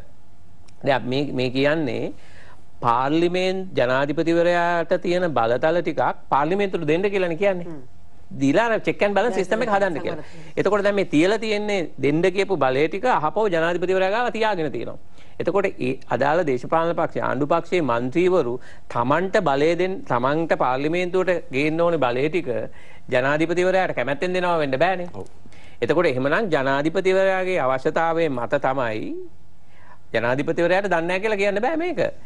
එහෙනම් ජනාධිපතිතුමා අර මැයි 11 වෙනිදා 11 කිව්ව ප්‍රකාශය අනුව එහෙනම් ජනාධිපතිතුමා රයිට් මම පොරොන්දු වුණා ජනතාවට. ඒක තමයි මේ විශ්වාසය පිළිබඳ ප්‍රශ්නේ. රාජ්‍ය නායකයා කියපු ප්‍රකාශයක් මාස දෙකක් යනකොට වෙනස් කරනවා. ඉතින් කොහොමද රටක් ගෙනියන්නේ? විශ්වාසය නැති නිසා පළවෙනි කාරණේ ඔබතුමාගේ වටේදී අපි ඒ පිළිබඳව පුළුල් සාකච්ඡා කරන්න පුළුවන්. දැන් ඔබතුමිය කිව්ව කාරණේ ඔබතුමිය කිව්ව කාරණේ තවත් කෙටියෙන් මට පිළිතුරක් දෙනවා නම් දැන් ජනාධිපති දුරේ ඉවත් වෙනවා. අපි කොහොම එතුමා සිය කැමැත්තෙන් අස් වෙනවා. දැන් රෝණ මහත්තයා කිව්වා වගේ මේ අතරෙන්ම එතකොට 50%ක් ප්‍රශ්නය අඩු වෙනවා. තව කෙනෙක් පත් වෙනවා. මේ ඉන්න 225 අතරෙන්ම අනිවාර්යෙන් පත් වෙන්නේ එහෙමයි. එතකොට ඒ ජනාධිපතිවරයාත් මේ ආකාරයෙන් ඔබතුමීලා කියන විදිහටම මේ ආකාරයෙන්ම ඒ අසීමිත විතර බලතල පාවිච්චි කරලා කටයුතු කළොත් ආයෙත් රට යන්නේ එතෙන්ටම නේද? මෙහෙමයි. මේ පත් වෙන පුද්ගලයාට වගකීම් ගණනාවක් තියෙනවා. එතුමා ඒ පුද්ගලයා අනිවාර්යයෙන් ව්‍යවස්ථා සංශෝධනයක් ඇති කරන්න ඕනේ. එතුමා ඒ පුද්ගලයාට වගකීමක් තියෙනවා මේ රටේ ජාත්‍යන්තර වශයෙන් නැති වෙලා ගිය මේ විශ්වසනීයත්වය නැවත ගොඩනගන්න. ඉතින් මේ ප්‍රතිසංස්කරණ කරන්න ඕනේ. ඉතින් ඇත්තටම මේ එතනත් ඇවිල්ලා බලය ආරක්ෂා කරගන්න පුටුවේ ඉඳගෙන වැඩ කරොත් අවශ්‍ය දේ සිද්ධ වෙන්නේ නැහැ. ඉතින් මං හිතන්නේ නැහැ මේ වර්තමාන පාර්ලිමේන්තුවේ ඉන්න පුද්ගලයෝ මේ වර්තමාන ජනාධිපතිවරයා වගේ කටයුතු කරයි කියලා. ඒතර වර්තමාන ජනාධිපතිවරයා අපි දකිනවා කිසිම පුද්ගලයෙක්ගේ අවවාද ගන්න නැතුව විශේෂඥ උපදෙස් ගන්න නැතුව එතුමා ඒ තීන්දුව తీරන ගත්තා කියලා මම හිතන්නේ පාර්ලිමේන්තුවේ ඊළඟට පත් වෙන පුද්ගලයෝ මේ තියෙන ප්‍රශ්න වලින් රටට ওই විදිහට කටයුතු කරයි කියලා මම විශ්වාස කරන්නේ නැහැ. එලෙස නොවේවා කියලා අපි ප්‍රාර්ථනා කරනවා. දමිත් රණසිංහ මහත්මයා දැන් ඔබතුමා මේ විවාදයේ තුල ඒ කියන්නේ ඔබතුමාත් එක පැත්තකින් හැම වෙලාවෙම විශ්ලේෂකයෙක් හැටියට මුලින් කිව්වා වගේම. දැන් මේ සියලු කරුණු කාරණාත් එක්ක ඔබතුමා නිරන්තරයෙන්ම කියන දෙයක් තමයි රටේ ආර්ථිකය ශක්තිමත් විය යුතුමයි. ඒක තමයි අපි කාටත් තියෙන දේ. අපි කාටත් අපේ පොකට්ටුවට දැනෙන, අපේ බඩට දැනෙන දේ විය යුතුයි කියන එක. රස්සාවට යන්න නිසි පරිසරයක් තියෙන්න ඕනේ, දරුවන්ට අධ්‍යාපනය ලබන්න පරිසරයක් තියෙන්න ඕනේ. මෙන්න මේ පරිසරය හදන්න රෝහණ මහත්මයා, මෙලීනි මහත්මිය, ඒ වගේම අසංක කිව්වා වගේම ව්‍යවස්ථාව ශක්තිමත් විය යුතුයි රටක. මොකද රටක ඒ හැදෙන රාමුව තුල තමයි සියලු කරුණු කාරණා ශක්තිමත් වෙන්නේ. දැන් අපිට ලෝකෙට විකුණන්න සහ අපිව ලෝකෙට විකිනෙන්න පුළුවන් සමාජ පසුබිමක් හැදෙන්න ඕනේ. එතකොට තමයි ඔබතුමා කියන ඩොලර්ස් එන්නේ. ආයෝජකයෙ එන්නේ. ඔබතුමාට යම් විශ්වාසයක් තියෙනවද මේ රටේ සිද්ධ වෙන කරුණු කාරණාත් එක්ක මේ කතිකාවතත් එක්ක ව්‍යවස්ථාව ශක්තිමත් වුණොත්, පාර්ලිමේන්තුව ශක්තිමත් කරගත්තොත් මේ පවතින අර්බුද වලට විසඳුම් ලැබිලා ශනිකවම අපේ රටට ආයෝජකයෝ ගලාගෙන එන තත්ත්වයක්, ජාත්‍යන්තරව අපේ රට දිහා බලලා රටට ආයෝජන එන තත්ත්වයක් ඇති වෙයි කියලා. ඇත්තටම මේ ලිහිණි සහ රෝහණ මහත්තයා කියපු කරුණු වලින් දැන් මම යම්කිසි කරුණු ටිකක් විශේෂ කරලා ගන්නම්. මේකෙදි කියවන එකක් තමයි, එක් කරුණක් තමයි රටේ ණයබර කියන එක. ඊට පස්සේ දූෂණය, වංචාව නවතින්න කියනවන එක. ඊට පස්සේ රාජ්‍ය සම්පත් කළමනාකරණය කියන. ඊට පස්සේ තව රාජ්‍ය ආදායම කොහොමද මේන්නේ? අපි මම කියන්නේ පාලකයා, අපි දැන් හැමෝම කියන්නේ අවුරුදු 74ක තිබුණු ප්‍රශ්නයක් කියන එක. මේ අවුරුදු 74ක තිබුණු ප්‍රශ්නයක් විවිධ පක්ෂ වලින් විවිධ නායකයන් පත් වුණා. නමුත් අපි මේ ක්‍රමය, මේ සිස්ටම් එක වෙනස් කරේ නැත්නම් අපිට කවදාකවත් මේ රට ගොඩ ගන්න බෑ. නමුත් අපි මේ වෙලාවේ අපි ඒක කරන්න ඕනේ. මොකද මම මේක උදාහරණයක් ගන්නම්. දැන් අපි රාජ්‍ය බදු ආදායම ගත්තොත්. දැන් රාජ්‍ය බදු ආදායමෙන් රාජ්‍ය බදු ආදායම 2020 දී මිලියන 1216යි. එතකොට බිලියන 1216යි. එතකොට ඒකෙන් රාජ්‍ය වැටුප් වලට 86.5% මේ අපේ වියදම් වෙනවා. ඒ වගේම තමයි ඒකට ඒකට අපි තව සමෘද්ධි එකතු කරොත්, ඊට පස්සේ පොහොර සහනාධාරය එකතු කරොත්, අනිකුත් සහනාධාර එකතු කරොත් අපි සම්පූර්ණ රජයේ බදු ආදායමෙන් 115.4ක් අපි මේ රජයේ ආදායම බදු ආදායම සම්පූර්ණ වියදම් කරන්න. ඔබතුමා කියන්නේ සහන සඳහා වියදම් කරනවා කියලාද? රාජ්‍ය වැටුප් සහ සමෘද්ධි රාජ්‍ය වැටුප් හා විශ්‍රාම වැටුප් රාජ්‍ය බදු ආදායම 85%ක් යනවා. ඊට පස්සේ සමෘද්ධි පොහොන සහනාධාර අනිකුත් සහනාධාරات එක්ක ගත්තොත් 115ක වියදමක් යනවා. එතකොට අපි මේ මොනවා කරත් මේ මම කියන්නේ මේ රාජ්‍ය හදන්න නම් මේ රාජ්‍ය සම්පත් කළමනාකරණය කරන්න ඕන. මේ ණයබර කියන එක මම නම් හිතන්නේ අපිට දැන් හිතන්නේ ආර්ථිකය අපි කඩා වැටලා කියලානේ. නමුත් මේ වගේ ආර්ථිකයේ අවපාත අපිට මීට කලින් හම්බෙලා තියෙනවා. මම කියන්නේ ඒ ආර්ථික අවපාත වලින් අපි ඔළුව උස්සලා තියෙනවා. මොකද 2002-2003 කාලේ රාජ්‍ය දලදේශ නිෂ්පාදිතයට වැඩිය රාජ්‍ය ණයබර වැඩි වුණා. 102 105 ගානට ගියා. අද වෙනකොටත් 102 ඒ රාජ්‍ය දලදේශ නිෂ්පාදිතයට රාජ්‍ය ණයබර වැඩි. නමුත් අපි 2002 දී අපි යම්කිසි පසුබෑමකට ලක් වුණත් නමුත් අපි අද ඉස්සරහට ඇවිල්ලා අපි ඒක 174ට විතර අඩු වෙලා තමයි නැවතත් අපි ඉස්සරහට ඇවිල්ලා. ඒකින්ද රාජ්‍ය ණයබර වැඩි වීම එච්චරම ලොකු ගැටලුවක් නෑ අපි හරියට කළමනාකරණය කරොත්. හැබැයි අපි මේ කළමනාකරණය කිරීමේදී අපි හිතන්න ඕන අපි දැන් රාජ්‍ය සේවයට 85%ක් අපි රාජ්‍ය ආදායම යනකොට දමිත් දැන් මේ ඔබතුමා කියන විදිහට දැන් ඔබතුමා කව මුලින්ම ඔබතුමා විශ්ලේෂකයෙක් හැටියට ආර්ථිකය පිළිබඳව දැන් අපි මේ කතා කරාම සියලු කරුණු කාරණා මේ කතාවත් එක්ක බැලුවාම දේශපාලනෙත් එක්ක ගැට ගැහෙනවා. මොකද අපි සමෘද්ධිය ගැන කතා කරොත් දේශපාලන වේදිකාවේ ප්‍රධාන මාතෘකාවක් වෙන්නේ අපි මෙච්චර සමෘද්ධිය දෙනවා, අපි මෙච්චර සමෘද්ධිය දෙන්න බලාපොරොත්තු වෙනවා, අපි මෙච්චර සහන දෙන්න බලාපොරොත්තු වෙනවා. දැන් මේවත් මේ ආර්ථිකයට බලපාලා තියෙනවා නේද? ඒ කියන්නේ පොලිටිකල් ඇජෙන්ඩා, ඒ තමන්ගේ දේශපාලන න්‍යාය පත්‍ර නිසා රටේ ආර්ථිකයට ඍජුවම බලපෑමක් සිද්ධ වෙලා තියෙනවා නේද? ඔව්. අන්න ඒක තමයි මම උත්සාහ කරන්නේ. මොකද අපි මෙන්න මේ ව්‍යුහාත්මක වෙනස්කම් අපි මේව කරන්නේ නැත්නම් පාඩු ලබන රාජ්‍ය ආයතන යම් කිසි ප්‍රමාණයක් පෞද්ගලීකරණය කරන්න හෝ පබ්ලික් ප්‍රයිවට් පාර්ට්නර්ෂිප් වලට දෙන්න අපි කරේ නැත්නම් අපි හැමදාම ලංකාව මොන පාලකයාවත් මේ ලංකාව ගොඩ ගන්න බෑ. මොකද අපි මෙන්න මම නිකන් උදාහරණයක් ගන්නම් ශ්‍රී ලංකන් ගුවන් සේවය. ශ්‍රී ලංකන් ගුවන් සේවයේ පාඩුව සාමාන්‍යයෙන් මිලියන 150ක් විතර. නමුත් සමෘද්ධියට යන්නේ මිලියන 50ක් විතර කාලේ. ඒ කියන්නේ සමෘද්ධිය වසරකට යන වියදමට වගේ 3 ගුණයක් අපි ශ්‍රී ලංකන් ගුවන් සේවය පාඩුව වැඩි. මොකද හැබැයි මේ ශ්‍රී ලංකන් ගුවන් සේවයේ පාඩු ලබනකොට අපි කවුද ඒකේ ඒ පාඩුව පියවන්නේ? මේ රටේ මහජනතාව.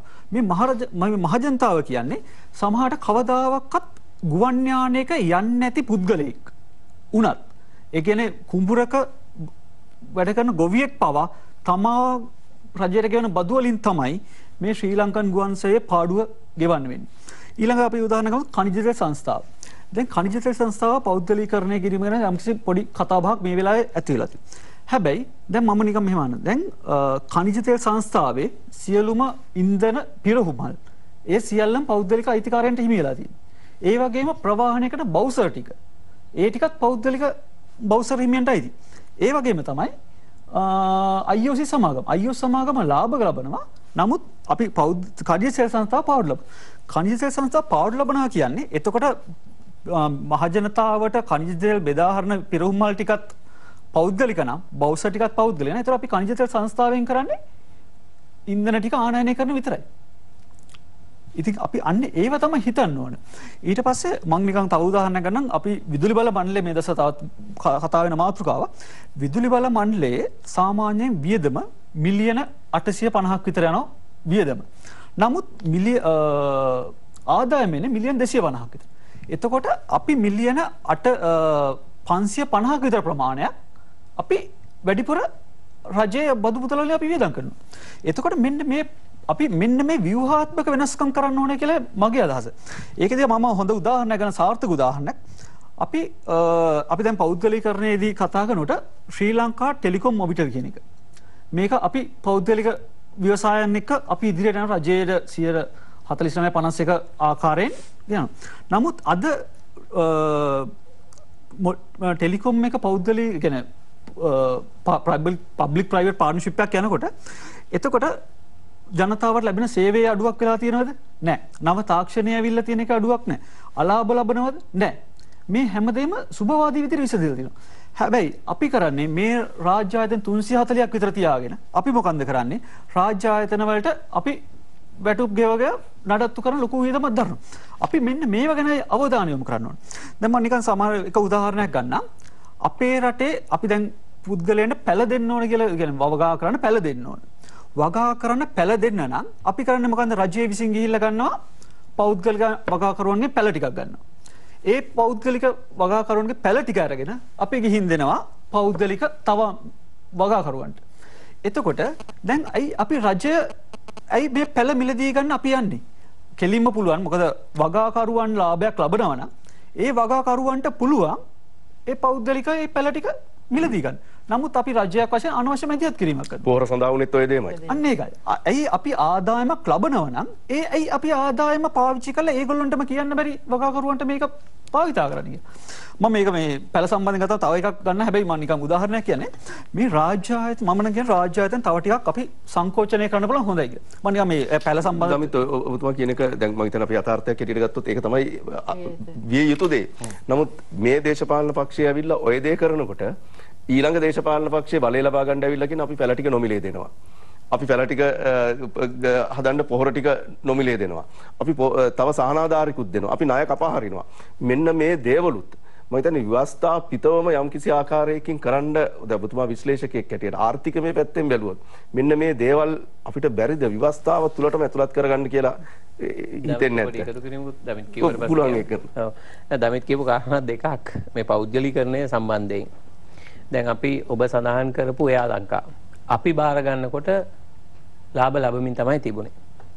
අපි ගත්තට පස්සේ තමයි පාඩු ලබන්නේ. මම මේ පෞද්ගලීකරණයට විරුද්ධව නෙමෙයි මම මේ කියන්නේ. හැබැයි පෞද්ගලීකරණය කරලා පෞද්ගලිකාංශයට දුන්නාම ඒගොල්ලෝ මැජික් එකක් කරනවද නැහැ. එකම වෙනස කළමනාකරණය. දැන් රාජ්‍ය ආයතන පාඩු ලබන්නත් පෞද්ගලිකාංශේ ලාභ ලබන්නත් මොකක්ද හේතුව? කළමනාකරණය. මොකද ඒකේ දේශපාලන මැදිහත් වීමක් නැහැ. දැන් මේ මොහොතේ පෞද්ගලිකාංශයක නම් හිටියේ ගෝඨාභය රාජපක්ෂ මහත්තයා CEO කෙනෙක් හැටියට එයා මීට හුඟක් කලින් එළියට දාලා ඉවරයි. අග්‍රාමාත්‍යවරයා සහ ඇමති මණ්ඩලය දැන් ඇමති මණ්ඩලේ කීවතාවක් මාරුණාද? මේ ඇමතිවරු පෞද්ගලිකාංශේ නම් සුමානයයි දෙකයි බලන්නේ එළියට දාලා ඉවරයි. අපි මහජන මතය කියලා අපි එහෙම කරන්නේ නැහැ. මෙතන ප්‍රශ්නේ තියෙන්නේ කළමනාකරණය පිළිබඳ ප්‍රශ්නයක්. ඇත්තටම අපේ රටේ මේ සියලු විශේෂණ වලට මේ ගවර්නන්ස් එක්ක බැඳිලා අපි මේක කතා කළාට මේක කළමනාකරණයේ දුර්වලතාවය. මේක gedara වුණත් ඕකම තමයි. නිසි කල්පනාකරණය අපි ණය ගන්නවා අරගෙන ගයක් හැදුවොත් මම මේ ලිහිණි අපි එන ගමන් කතා කර ආවේ ණය අරගෙන ගයක් හැදුවොත් අපිට දරන්න බැරි විදිහට ආදායමක් ගෙයින් උත්පාදනය වෙන්නේ නැත්නම් අන්තිමට ගේ බැංකුවට සින්න වෙනවා. ඒක තමයි මේ රටට වෙමින් තිබෙන්නේ. හොඳයි. එතන එකක් එතන කරා. ස්ටේට් ඕන් එන්ටර්ප්‍රයිසස් වලට වගවීම වගකීම කියලා නෑනේ බැලන්ස් ෂීට් P&L කියලා තියෙනවා. මේවල අවසානයේදී මේවා ප්‍රොෆිට් කරන්න ඕනේද පාඩු ලබනවාද මේකට වගකීමක් නෑ. පෞද්ගලික අංශය ගත්තොත් ඒවලට ඉන්න CEOs වල ටාගට්ස් ඉලා තියෙනවා. ඔයගොල්ලෝ මේවත් කරන්න ඕනේ කියලා. අනිත් එක තමයි ඔය අමාත්‍යවරුන්ට මේ අමාත්‍යාංශය පාලනය කිරීමට ඒ සයන්ස් එක ඒ දැනුම තියෙනවද? එතකොට එහෙමනම් මෙතනට ගියාම කරන්නේ දේශපාලන න්‍යාය පත්‍රයක් නේද? දැන් අද බලන්න ශ්‍රී ලංකා වරාය අධිකාරියේ සේවක සංඛ්‍යාව 130ක් SLP එකට 130ක් ඉන්නකොට සේවකයන් 9900ක්ද කොහෙද ඉන්නව? ඒතර අනිත් දෙකට CAGT එකටයි CICT එකටයි ඊට අඩු සංඛ්‍යාවක්. නමුත් ඒගොල්ලන්ගේ ෂෙයා එක වැඩි. ඉතින් එතකොට දැන් ඒතර යූනියනයිසේෂන් එක දිනනවා. යූනියන්ස් වලට තියෙන ඒකාධිකාරිය. ඒතර ඇත්තටම මේවා දිහා බැලුවම මේ රට ඇත්තටම විහිළු සාගතයි. හොඳයි. දමිත අවසාන වශයෙන් ඔබතුමාගේ විශ්ලේෂණය මොකක්ද මේ ස්ථාවර භාවය කෙටියෙන් කියනවා නම් කොහොමද මේ ස්ථාවර භාවය ඇති කරගන්නේ කියන එක ඔබතුමා කොහොමද දකින්නේ? අපිට මේ වෙලාව තමයි මම හිතන්නේ අපිට ලැබුණු හොඳ අවස්ථාවක්. මොකද කවදාකවත් ඇස් නොහැරුණු පැතිවලට අපි මිනිස්සු ඇස් ඇරෙන්න බලාගත්තා. මොකද රාජ්‍ය අංශය කවදාකවත් පෞද්ගලීකරණයට ගොඩක් අය විරුද්ධව තිබුණ තත්ත්වයක්. අපි නමුත් අද තීරණය කළා තියෙනවා මිනිස්සුන්ගේ මතයක් ඇවිල්ලා තියෙනවා රාජ්‍ය අංශ පෞද්ගලීකරණය වෙන්න. මොකද මම මේකද මේ ලිහිණි මහත්මිය කතාවට පොඩි එකතු කිරීමක් කරන්න. දැන් මෙහිදී මම සියලුම නිලධාරීන් නෙවෙයි මම කතා කරන්නේ යම්කිසි පිරිසක් සම්බන්ධයෙන්. දැන් අපි යම්කිසි අමාත්‍යාංශයකට හෝ දෙපාර්තමේන්තුවකට අපි යම්කිසි ඇමතිවරයෙක් සභාපතිවරයෙක් දේශපාලන වශයෙන් පත් කළ යනවා. මම ඔහුගේ සම්බන්ධයෙන් නෙවෙයි මම කතා කරන්නේ. නමුත් ඒ ඇමතිවරයා දේශපාලන පක්ෂය මාරු වුණාට එහි වැඩ කරන සේවකයන් සංඛ්‍යාව හැමදාම එකම සංඛ්‍යාව වැඩ කරන්නේ. එකම නිලධාරීන් ටික සේවය කරන්නේ. ඔවුන් කරන්නේ අඩු වැඩි වශයෙන් තම දේශපාලන අරමුණු ඉෂ්ට කරන්න. මෙහිදී ඇමතිවරයාට වගේම මම කියන්නේ නිලධාරීන්ටත් යම්කිසි වගකීමක් තියෙනවා. මොකද නිලධාරීන් සමහරට අවුරුදු 25 30 වැඩ කරන නිලධාරීන් ඉන්නවා. නමුත් ඒගොල්ලෝ ඒකට හරියටම පිළිතුරු දෙනවද? මොකද යම්කිසි දෙමෙදමින් සමාන වගකීමක් තියෙනවා. මෙහෙමයි ඔය කාරණාව සම්බන්ධව අපි දේශපාලනිකව සහ ව්‍යවස්ථානුකූල විසඳුම් කාරණාව සම්බන්ධව තියෙන මොකද අපි දන්නවා මේ ස්ථීර විධායකයේ සහ తాවකාලික විධායකයේ කියලා සිද්ධාන්තයක් තියෙනවා.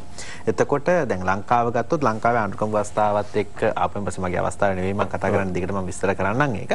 මේ ස්ථිර විධායකයේ එලෙසම පවතිනවා తాවකාලික විධායකය වෙනස් වෙනවා. හැබැයි ආයතනවල තියෙන ගැටලු නිර්මාණය වන්නේම ස්ථිර විධායකයේ විසින් ලබා දෙන නිර්ණායක yes or no හරි හෝ වැරදි කියලා ඉස්සරහට ගෙනියෑමේ හැකියාව විතරයි ජනවරමකින් එන తాවකාලික විධායකයේ නියෝජිතයාට හැකියාව ලැබෙන්නේ. අන්න එතන තමයි ප්‍රශ්නේ තියෙන්නේ. ඔව්. රෝහණ හෙට්ටිආරච්චි මහත්තයා දැන් මේ කාරණාත් එක්ක අපි හැම වෙලාවෙම ඇඟිල්ල දික් වෙන කෙනෙක් තමයි දේශපාලනඥයා. දැන් අද ගත්තොත් ජනාධිපතිවරයා හෝ අගමැතිවරයා කැබිනට් මණ්ඩලය മന്ത്രിවරු මේ සියලු කාරණාත් එක්ක. නමුත් අපේ ව්‍යවස්ථාවේ ඉතා පැහැදිලිව තියෙනවා. ව්‍යවස්ථාවේ පැහැදිලිව සඳහන් කරන්න බැරිද නිලධාරියා පිළිබඳව. මොකද බොහෝ විට දැන් කෝප් කමිටුවේ නිරීක්ෂණය කරා මේ දිනවල කෝප් කමිටුව නිරීක්ෂණය කරාම මේ කිසි දෙයකට සමහර වෙලාවකට කිසිදු දේශපාලනඥයෙක් ගෑවිලා නැහැ. විදුලි බල මණ්ඩලය ගත්තත් මහජන උපයෝගිතා කොමිෂන් සභාව පිළිබඳව ඊයේ පැවති මේ කෝප් සභාවේ ඒ කටයුතු ගැන බැලුවත් මේ පුදුමාකාර විදියට මේ නිලධාරීන් දූෂණ කටයුතු වල නිරත වෙලා කියලා තියෙනවා එළිදරව් වෙනවා. කෝප් කමිටුවට නිර්දේශ කරන්න විතරයි. හැබැයි ඔබතුමා කොහොමද දකින්නේ මේ දීර්ඝකාලීන අත්දැකීමත් එක්ක මේ ව්‍යවස්ථාවත් එක්ක බැලුවොත් මේ ප්‍රශ්න රැසකට මුල දූෂණය, වංචාව, හොරකම. මේ දූෂණය, වංචාව, හොරකම කියන අංග තුනටම නිලධාරීන් ඍජුවම ගෑවිලා ඉන්නවා. දේශපාලනඥයාට අවුරුදු 5යි. ඊළඟ ඡන්දෙන් අහිමි වෙන්න පුළුවන් ජනවරම, ඇමති ධූරය, മന്ത്രി ධූරය. හැබැයි නිලධාරියාට අවුරුදු 30යි 35යි. ඔහුගේ සේවා කාලය. ඔබතුමා කොහොමද දකින්නේ? මොනවා වෙනස් කළත් මේ නිලධාරී පැලැන්තියේ තියෙන මේ දේ වෙනස් කරන්න නැතුව රටක් ඉදිරියට යන්න පුළුවන් වේද අපිට? පැහැදිලිවම බෑ. හැබැයි මේක නිලධාරීන් මේ අල්ලස සහ දූෂණයට දේශපාලඥයා හා සමානම ඔය කියන්න ඕනේ. හැබැයි අපේ තියෙන ව්‍යවස්ථාවෙන් මම කියන්නේ ව්‍යවස්ථාවෙන් සියලු දේවල් කරන්න ඕන කියලා. ලෝකේ සමහර රටවල් ව්‍යවස්ථාවට ඇතුව අපි කිව්වා වගේ සමහර ඒවා තියෙන ව්‍යවස්ථාවක තියෙන මූලික ප්‍රින්සිපල් එක විතරයි. එතකොට අපි හිතනවා ජනාධිපති ධූරයට පත්වෙන පුද්ගලයා ඒ ප්‍රින්සිපල් එකට අනුව කටයුතු කරන ගෞරවනීය පුද්ගලෙක් වෙයි කියලා. ඇමතිවරයා හැටියට පත්වෙන පුද්ගලයා ගෞරවනීය ඒ ප්‍රින්සිපල් එකට අනුව කටයුතු කරන පුද්ගලෙක් වෙයි කියලා.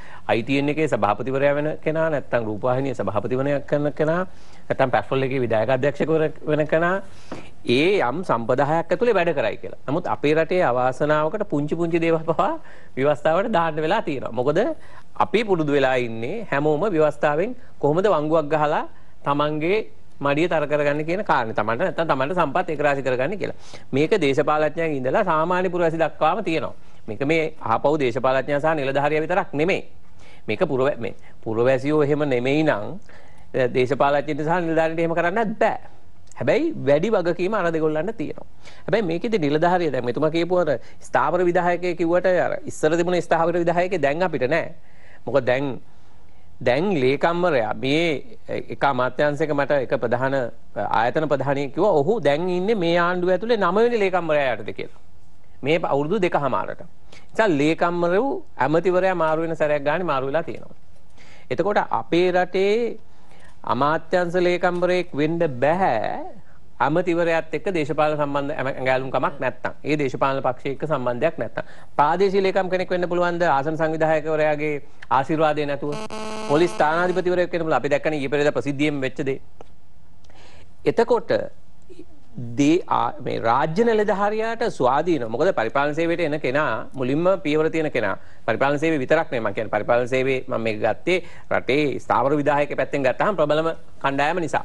මේක ග්‍රාම නිලධාරිවරයාගෙන් ඉඳලා අපිට ගන්න පුළුවන්. පළවෙනි පියවර තියෙන කෙනා කැමති අතිබහුතරේ ජනාධිපති ලේකම් දක්වා ගිහිල්ලා නැත්නම් අමාත්‍යාංශ ලේකම් දක්වා ගිහිල්ලා තමයි එළියට එන්න ඕන කෙනෙක්. මම ගියා නම් ඒත් ඒක තමයි ඇත්ත යථාර්ථය.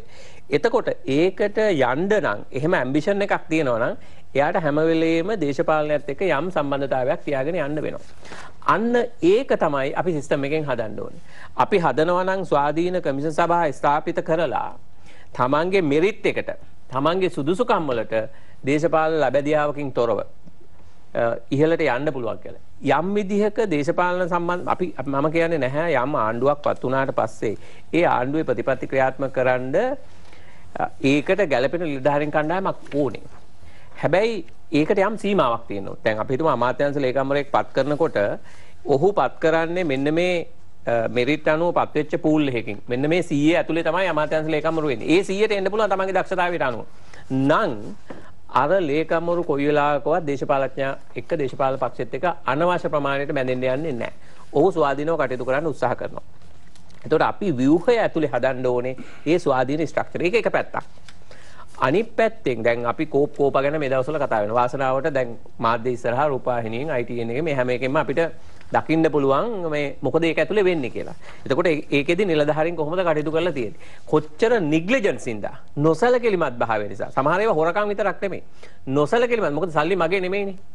සල්ලි මගේ නෙමෙයි. ගොඩනැගිල්ල මගේ නෙමෙයි. එතකොට මම මෙතන ටික කාලයක් ඉන්නවා මම යනවා. ඒක තමයි ආකල්පේ.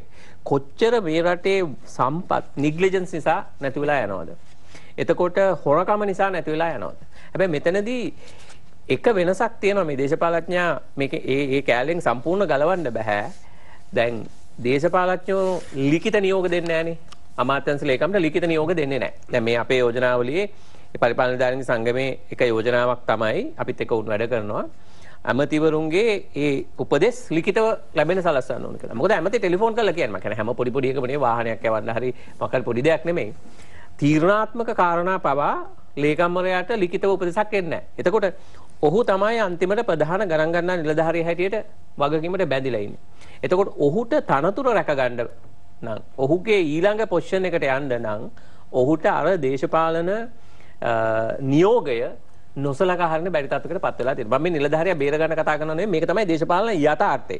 එතකොට අපි ප්‍රශ්නේ රූට් එකට උත්තරේ හොයන්නේ නැතුව රූට් එකේ මැද හරියේ කතා කරලා මේ ප්‍රශ්නෙට උත්තරයක් නැහැ. ඒක නිසා තමයි ව්‍යවස්ථා රාමුව ඇතුලේ ඒ ස්වාධීන ස්ට්‍රක්චර්ස් ඇති කළොත් එක පැත්තක එක යන්න පුළුවන්. ඔබතුමා කියන්නේ ස්වාධීන කමිෂන් සභාව හරහාද එහෙම නැත්නම් වගන්තියෙන් හැටියටද?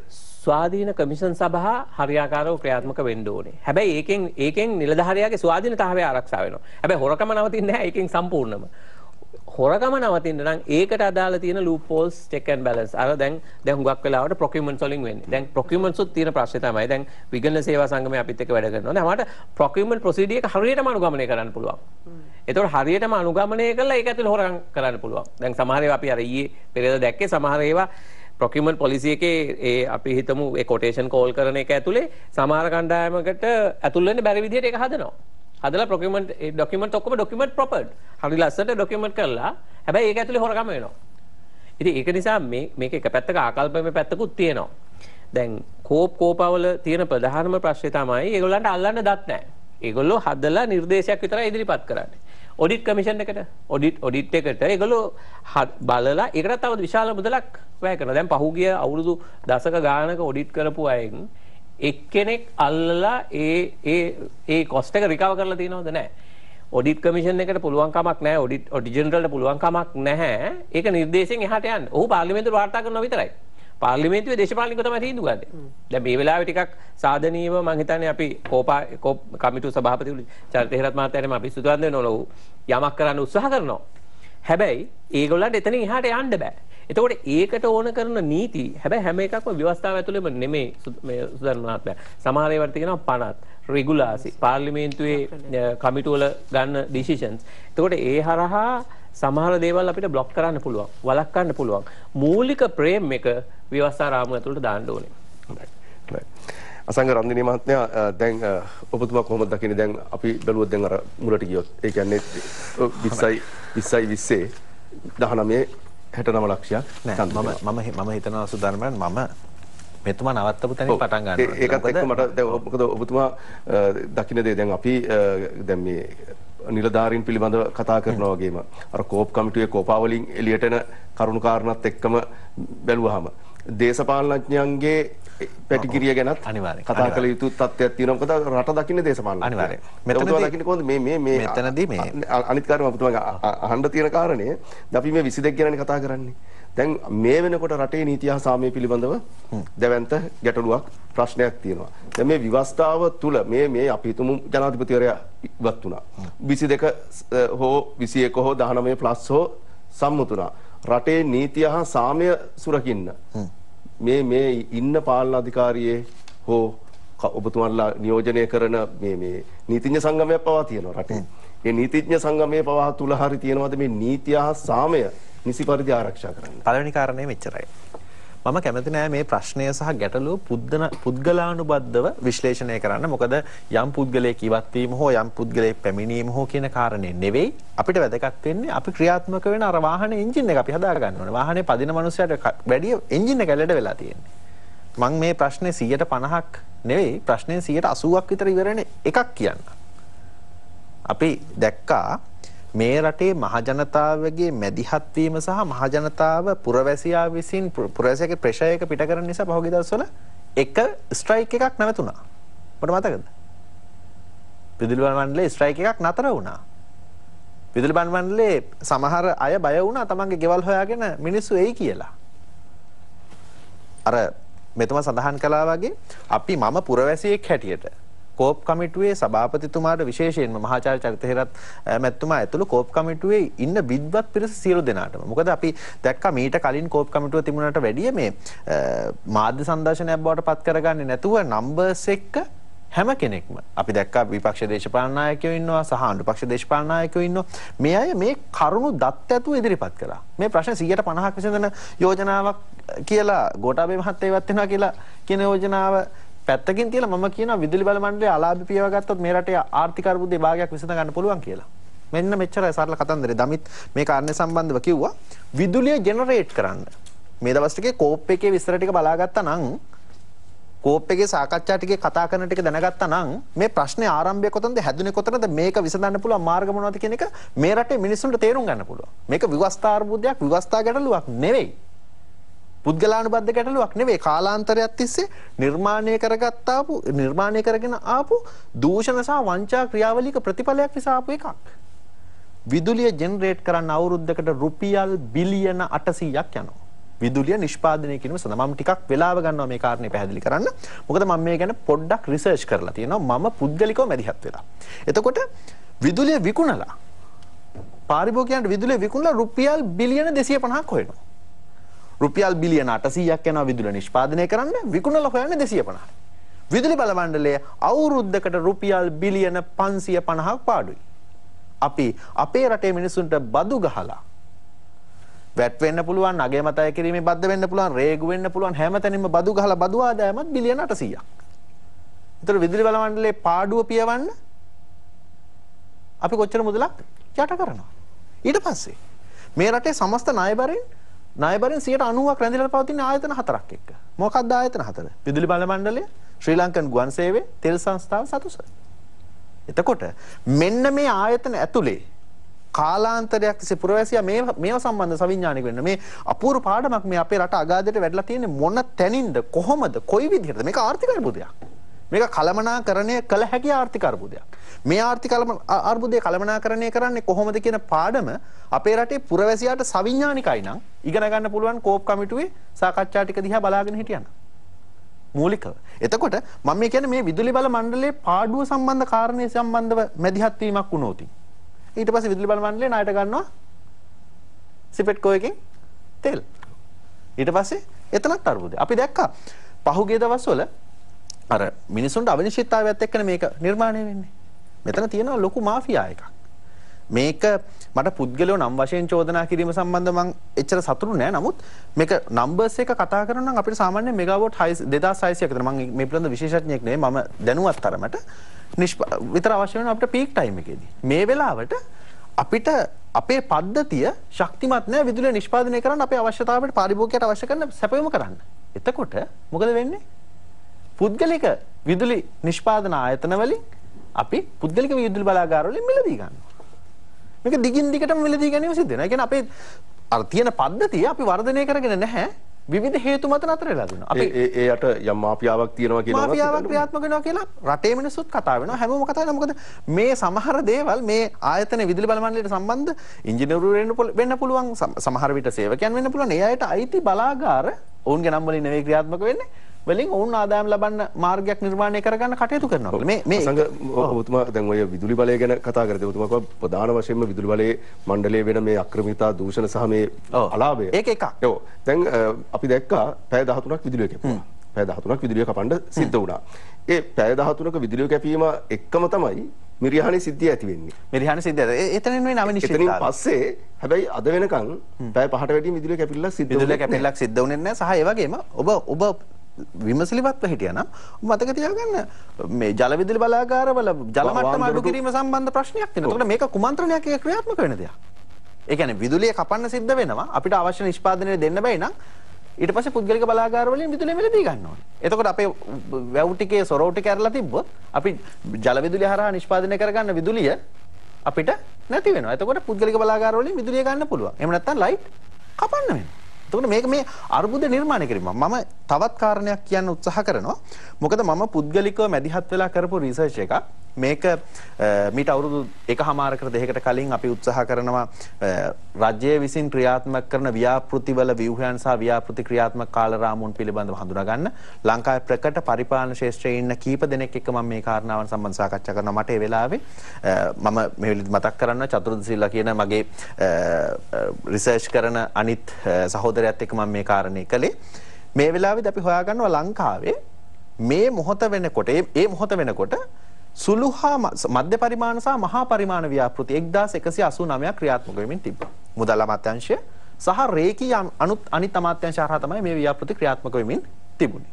එතකොට මේ 1189න් ඩීටේල්ස් තියෙන්නේ, විස්තර තියෙන්නේ ව්‍යාපෘති ගැන මුදල් අමාත්‍යාංශය 240 ගණනක විතරයි. ඊතර ව්‍යාපෘති ක්‍රියාත්මක වෙනවද මොන අමාත්‍යාංශයද ක්‍රියාත්මක වෙන්නේ? එතකොට මේ ડોකියුමන්ට්ස් එක තියාගන්න ඕන කවුද? අවුරුදු 5කට පාරක් මේ මුදල් අමාත්‍යාංශයට යන දේශපාලකයෝද? ඒ ડોකියුමන්ට්ස් නැත්තේ ඇයි? ඒව සම්බන්ධ තොරතුරු හම්බෙන්නේ නැත්තේ ඇයි? එතන තියෙනවා අපූර්ව ලේට් ෆීස් කියලා දෙයක්. මොකද්ද? රෝහණ මහත්තයා පුද්ගලික අංශය කියලා හිතන්න. රෝහණ මහත්තයා කොන්ත්‍රාත්යක් කරනවා. මම රාජ්‍ය අංශය. මම මොකද්ද කරන්නේ? දැන් අපි හිතමු පාලමක් හදනවා කියලා. ඔබතුමා මාර්ග දෙපාර්තමේන්තුවේ කොන්ත්‍රැක්ට් එකක් අරගෙන පාලමක් හදනවා. මම රාජ්‍ය අංශයේ මේ සම්බන්ධ කටයුත්ත සම්බන්ධීකරණය කරන නිලධාරියා. මොකද අපි දෙන්න කරන්නේ? මම හරියට මේ පාර හදාගන්න, පාලම හදාගන්න අවශ්‍ය කරන රජයේ පැත්තෙන් කරන්න ඕන දේවල් ටිකක් තියෙනවා. ඒ ටික මම කරන්න ඕනේ. ඒක කරේ නැත්තම් මම ප්‍රමාද ගාස්තු ගෙවන්න ඕනේ මෙයාට. මම නෙවෙයි රජය ගෙවන්නේ මං. ඊට පස්සේ මෙතුමා හරි වෙලාවට පාලම හදලා දුන්නේ නැත්තම් මෙතුමා මට ප්‍රමාද ගාස්තු ගෙවන්න ඕනේ. රජයේ ක්‍රියාත්මක කරන ව්‍යාපෘති ගැන හොයලා බලන්න. ව්‍යාපෘති අතිශය බහුතර 70%ක් විතර. උදේ තව විනාඩි කාලයක් තියෙනවා. 70%ක් විතර හැම කාරණයක් සම්බන්ධව රජයේ පැත්තෙන් ප්‍රමාද වෙනවා. ඒ නෙග්ලිජන්ස් වලට, ඒ නොසලකා හැරීම් වලට, වගකීම් පැහැර හැරීම් වලට නෛතික ක්‍රියාමාර්ග ගැනීමක් අපේ රටේ සිද්ධ වෙන්නේ නැහැ. ඒක නිසා තමයි මම පරක්කු කරලා කරන පාඩුව මෙයාට යනවා. අපි හිතමු ප්‍රමාද ගාස්තුවට ලක්ෂයක් විතර මෙයාට ගියා කියලා. පොඩි ගණන් නෙවෙයි ලොකු ගණන් යන්නේ.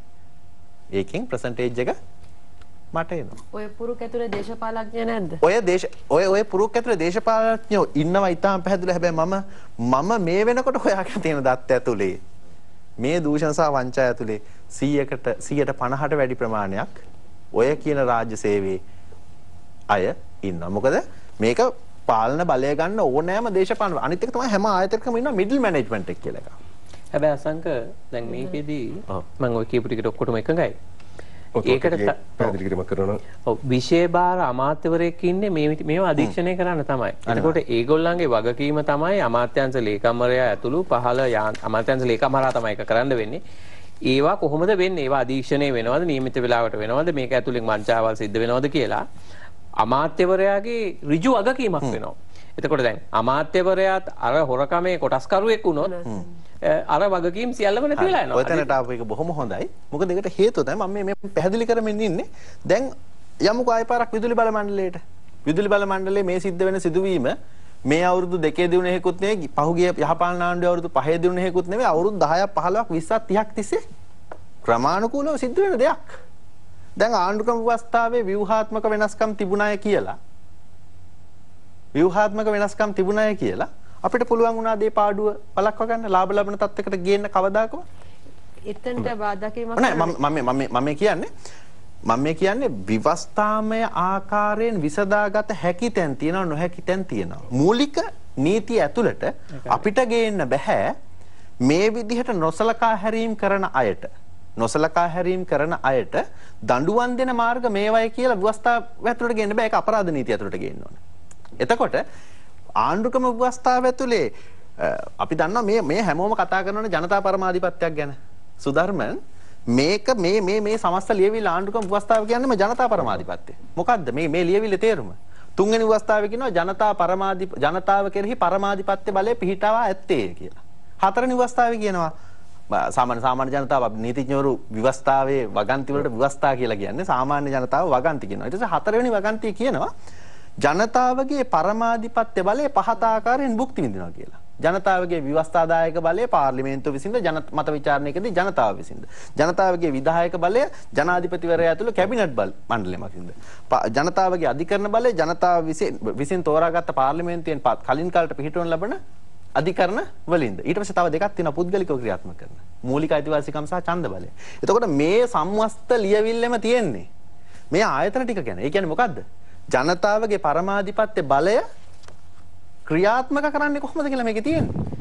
නමුත් එතනට එකක් කියන දැන් අපේ අර සමස්ත ව්‍යවස්ථා සංශෝධනයේ අරමුණ ස්වාධීනත්වය ඇති කිරීම, සාමේ පාරදෘශ්‍යත්වය ඇති කිරීම, සංවර්ණ තුලන ඇති කිරීම, මේ ආයතන අතර බලතල බෙදීම නිශ්චිත වශයෙන් කටයුතු කිරීම. ඒ පුටුවේ ඉන්න විධායකයේගේ අරමුණ ඒකනම් ඒ අරමුණ ව්‍යවස්ථාදායකයා හරහා ක්‍රියාත්මක කරනවා. එතකොට මේ ආයතන ස්වාධීනව කටයුතු කරනවා. අර එතන ඒ පුරුෂ තමයි වැදගත්. තාම කෙටි කාලේ දැන් ආසන්නම උදාහරණයක් මම කියන්නම්.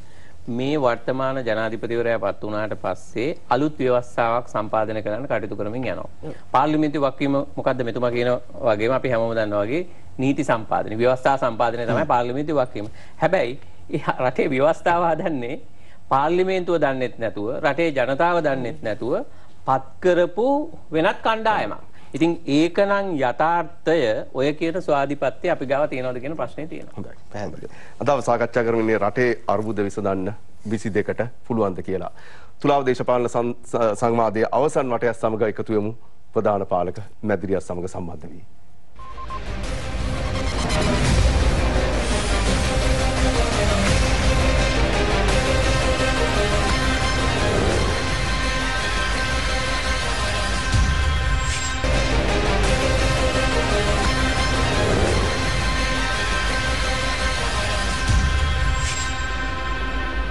ඔබ දෙනවටත් තුලාව දේශපාලන සංවාදයේ සමගින් රටේ අර්බුද විසඳන්න 22කට පුළුවන්. අවසන් විනාඩි කිහිපයක් සමග අප ගත කරමින් සිටින්නේ ලීනි පොණහැඬු මහත්මිය. දැන් අවසාන වශයෙන් ඔබතුමිය දැන් දිගින් දිගටම කියන දෙයක් තමයි මේ පවතින ක්‍රමය තුළ අද තියෙන තත්ත්වය තුළ වත්මන් ජනාධිපතිවරයා ඉවත් විය යුතුමයි. ඊළඟට මේක පුළුවන් කළමනාකරණය කරලා මේ රට හරි තත්ත්වෙට ගේන්න. ඍජුවම ඇහුවොත් ඔබතුමියගෙන් මේ ජනාධිපතිවරයා ඉවත් වෙලා කවුද ඊළඟට පත් කළ යුතු පුද්ගලයා?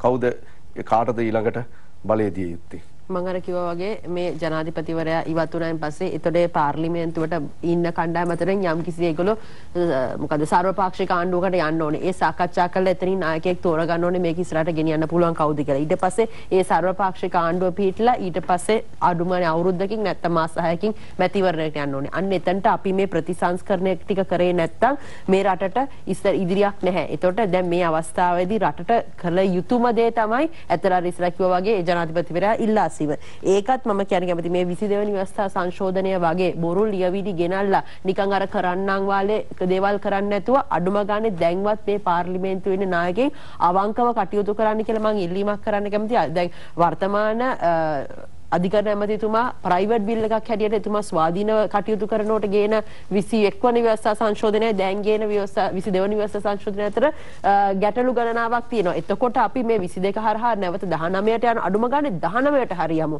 ගිහිල්ලා මේ ස්වාධීන වූ ආයතන ටික පිහිටවමු. මේ ව්‍යවස්ථාදායක සභාව මේ කියන ව්‍යවස්ථාදායක සභාව ස්වාධීන වූ මේ ආයතනයක් හැටියට පිහිටවලා ඒ හරහා පත් කරන ඊට පස්සේ කොමිෂන් සභාව ස්වාධීන වෙන තැනට ගෙනියමු. නැතුව මේ නිකන් අර පාස් කරන්න ඕන වට ලේඛනයක් ගෙනල්ලා මේ ප්‍රශ්නට විසඳුමක් නෙවෙයි. ඇත්තට ගත්තොත් ලංකාවේ හැටියට ගත්තොත් අපි මේ අර්බුදයට පත් වෙලා ඉතින් එතකොට මේ වර්තමාන තියෙන ක්‍රමයම මේකට හේතුවක්. මේ ජනාධිපතිවරයා හේතුවක්. ඒ ජනාධිපතිවරයා තුළ තියෙන අසීමාන්තික බලතල හේතුවක්. ඒතකොට දැන් එතුමා අවුරුදු දෙකමාරක් ඇතුළේ මේ දේ කරලා තව අවුරුදු දෙකමාරක් එතුමාට බලය තියෙනවා. ඉතින් එතුමා ඒ තව අවුරුදු දෙකමාරක් මෙතන හිටියොත් මේක තවත් අගාධයටපත් වෙනවා. එතකොට ඔබතුමිය කියන ඔය පොඩි ඉතා කෙටි බාධා කිරීමක් දැන් මූලික වශයෙන් කළ යුත්තේ මේ බලතල අඩු කිරීම නේද? බලතල අඩු කිරීම. මොකද ඊළඟ කෙනා එන්න කලින් මේ බලතල අඩු කරලා නේද මේ වෙනස මේ බලතල අඩු කරන්න ඕනේ. මේ බලතල අඩු කරලා පාර්ලිමේන්තුවට වග කියන පුද්ගලයෙක් කියන ඕනේ.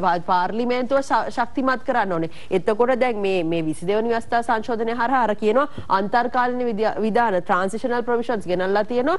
මේ ගේන සංශෝධන මේ තියෙන වර්තමාන ජනාධිපතිවරයාට බලාත්මක වෙන්නේ නැහැ කියලා. ඉතින් එතකොට මේක ගේන්නේ ආරමුණ මොකද්ද? එතකොට මේ තියෙන ගෝඨාභය රාජපක්ෂ මහතාම ඒ තියෙන විදියටම ඉතුරු දෙකක් ඉන්නවා නම් අවශ්‍ය අවස්ථාවකදී අගමැතිවරයා ඉල්ලාස් කරන්නත් පුළුවන් නම් Tamanට පුළුවන් විදිහට අමාත්‍යාංශ දුර තියාගන්නත් පුළුවන් නම් පාර්ලිමේන්තුව Tamanට ඕන අවස්ථාවකදී අවුරුදු දෙකමාරක් ගියන් පස්සේ විසිරුවා හරින්නත් පුළුවන් නම් පාර්ලිමේන්තුව කල්තැබීමේ බලයක් තියෙනවා නම් අගමැතිතුමාගේ උපදෙස් අවශ්‍ය නැතුව Tamanට ඕන විදිහට කටයුතු කරන්න පුළුවන් නම් තව අවුරුදු දෙකමාරක් මේ දැන් හිටපු විදිහට කටයුතු කරොත් තව මොකද මේ රටට වෙන්නේ? ඉතින් අපි දන්නවා මේ තියෙන ප්‍රශ්න වලට ගැටලුව එතුමා තුළ හරහා තියෙන මේ අසීමාන්තික බලය විශ්ස හරහා ලැබිලා තියෙන එක.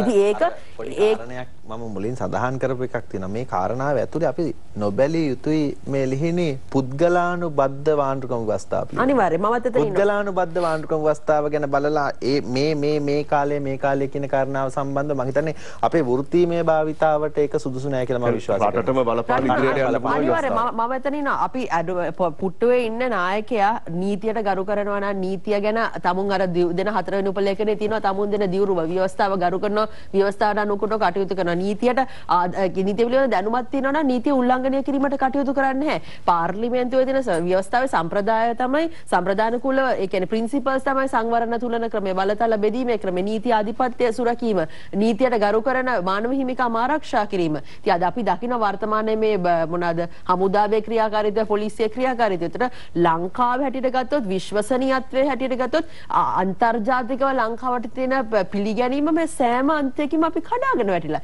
ඉතින් ඒ කඩාගෙන වැටීමට මේ තියෙන පාලන තන්ත්‍රය ඍජුව වග කියන්න ඕනේ. ඉතින් එතකොට මේ තියෙන ප්‍රශ්න ඇති කරපු මිනිස්සු ප්‍රශ්නට විසඳුමක් නැහැ කියන එක තමයි මම නම් දකින්නේ. ඉතින් ඒ හින්දා මේ වර්තමාන ජනාධිපතිවරයා ඉල්ලාස් වෙලා සර්වපාක්ෂික ආණ්ඩුවකට ගිහිල්ලා මේ ව්‍යවස්ථා සංශෝධන ඇති කරලා අවංකව දේශපාලඥයන් කටයුතු කරන්න කියලා තමයි ජනතාව වෙනුවෙන් කටයුතු කරන්න කියලා තමයි මම ඉල්ලන්නේ කැමතියි. හොඳයි. දමිත් රණසිංහ මහත්මයා දැන් මේ කාරණාත් එක්ක අර ඔබතුමා දිගින් දිගටම කියපු දේ ශක්තිමත් ආර්ථිකයක් ගොඩනගන්න ගත යුතු ක්‍රියාමාර්ග. දැන් ඔබතුමා දකින විදිහට සර්වපාක්ෂික ආණ්ඩුවක් මේ රටට ආවොත් නව ජනාධිපතිවරයෙක් පත් වුණොත් ඒ හරහා නිසි ආර්ථික කළමනාකාරීත්වයක් ගොඩනගා ගන්න රාජ්‍යාංශය සහ පෞද්ගලික අංශයට ඔබතුමා දකින්නේ නැත්ද මේ වෙනකොට වැඩපිළිවෙලක් තියනවාද නැද්ද ඒ සඳහා වූ යෝජනාවලියක් දැනටමත් රට තුළ සාකච්ඡා වෙමින් පවතිනවාද? මම මේක මෙහෙම ගන්නම්. දැන් අපි මම මේක හඳුන්වන්නේ මේක ආර්ථික අර්බුදය නිසා ඇති වූ දේශපාලන සමාජය සතු මම කලින් සඳහන් කරා වගේ. එතකොට මේකෙදි අපි මුලින්ම මේ කරන කෙටි කාලන ක්‍රියාමාර්ග මේ ආර්ථික අර්බුදයෙන් ගොඩ එන්න අපි මුලින්ම කරන්න පුළුවන් කෙටි කාලන ක්‍රියාමාර්ග මොනවද? මැදි කාලන ක්‍රියාමාර්ග සම දිගු කාලන ක්‍රියාමාර්ග. එතකොට අපිට මේ වෙලාවේ මහා ලොකු රොකට් සයන්ස් කරලා ඩොලර් ටික ලංකාවට ගේන්න බෑ. අපිට මේ වෙලාවේ කරන්න පුළුවන්. එතකොට විදේශ සේවා නියුක්ති කරන ප්‍රේෂණ මේ වෙලාවේ තමයි ඉතාමත් කෙටි කාලයෙන් වැඩි කරන්න පුළුවන්. ඒතර විදේශ මූල්‍ය ආධාර ඒව සුරක්ෂිත කිරීම. ඒව තමයි මේ වෙලාවේ අපිට බොහොම ළඟ දිනකදී කරන්න පුළුවන්. මෙහිදී විදේශ ප්‍රේෂණයන් පුහුණු ශ්‍රමිකයන් වගේ ඒවත් අපි රට යවන එක බලන්න ඕනේ. ඊට පස්සේ මැදුකාලන ක්‍රියාමාර්ග වලින් අපිට IMF ගැන අපි කතා කරා. IMF ගැන කතා කරනවා නම් අපිට IMF කියන එකම විසඳුම නෙවෙයි. මොකද ශ්‍රී ලංකාව 1965 ජුලි 15 ඉඳන් 16 වතාවක් ශ්‍රී ලංකාවම IMF එත ගියා. ඒතර අන්තිමට ගියේ 2016 ජුනි 3. නමුත් හැබැයි අපි දැන් නැවතත් IMF ගිහිල්ලා තියෙනවා. මේ IMF ගියපු එකෙන් අපිට මේ වෙලාවේ රට ගොඩ ගන්න තියෙන සරණම අවස්ථාවක් මොකද මේ ණය ප්‍රතිව්‍යුහගත කරන්නත් එක්ක. මොකද දැන් අපිට ආසන්නම ඉන්දියාව රට අන්තිමට ගිහිල්ලා තියෙන 1991. නමුත් ඔවුන් ඊට පස්සේ IMF යන්නේ නැතුව ඒ වෙලාව ආර්ථික අර්බුදයත් එක්ක IMF යන්නේ නැතුව ඒ ලැබුණු ප්‍රතිපත්තිමය වෙනස්කම් එක්ක අපි ඉදිරියට ඉන්දියාව ආවා. නමුත් අපි පාකිස්තානය, බංග්ලාදේශය, නේපාලය, මාලදීන, ඇෆ්ගනිස්තානය 2020, 21, 22 රටවලක් ගියා. හැබැයි අපි මේ IMF කියන එක බිල්ලෙක් නෙවෙයි. මම කියන්නේ මේ ලැබුණු අවස්ථාව එක්ක අපි යම්කිසි රාජ්‍යංශයේ ව්‍යුහාත්මක වෙනස්කම් කරන්න ඕන, කළමනාකාරීත්ව වෙනස්කම් කරන්න ඕන. ඒ වගේ ඒවත් එක්ක තමයි අපි මැද කාලෙනිව මේ කරමුද IMF කියන එක අපිට හෙට ලැබෙන්නේ නැහැ. මේක සමහරට මාස 6ක් මාස 8ක් වගේ කාලයක් යයි. ඒ වගේම ඊට පස්සේ දිගු කාලන ක්‍රියාමාර්ග වශයෙන් ඊට පස්සේ භාණ්ඩ සේවා අපනයන ශක්තිමත් කරගන්න ඕන. විදේශ නිවසේකයන් ප්‍රේෂණ මේ කරන විදේශීය ඍජු ආයෝජන ලබා ගන්න. මේ ඍජු ආයෝජන ලබා ගන්න නම් රට තුල ප්‍රචණ්ඩත්වය නැති වෙන්නත් ඕන. මම ඒක පොඩි මේකක් එකතු කරන්නම්.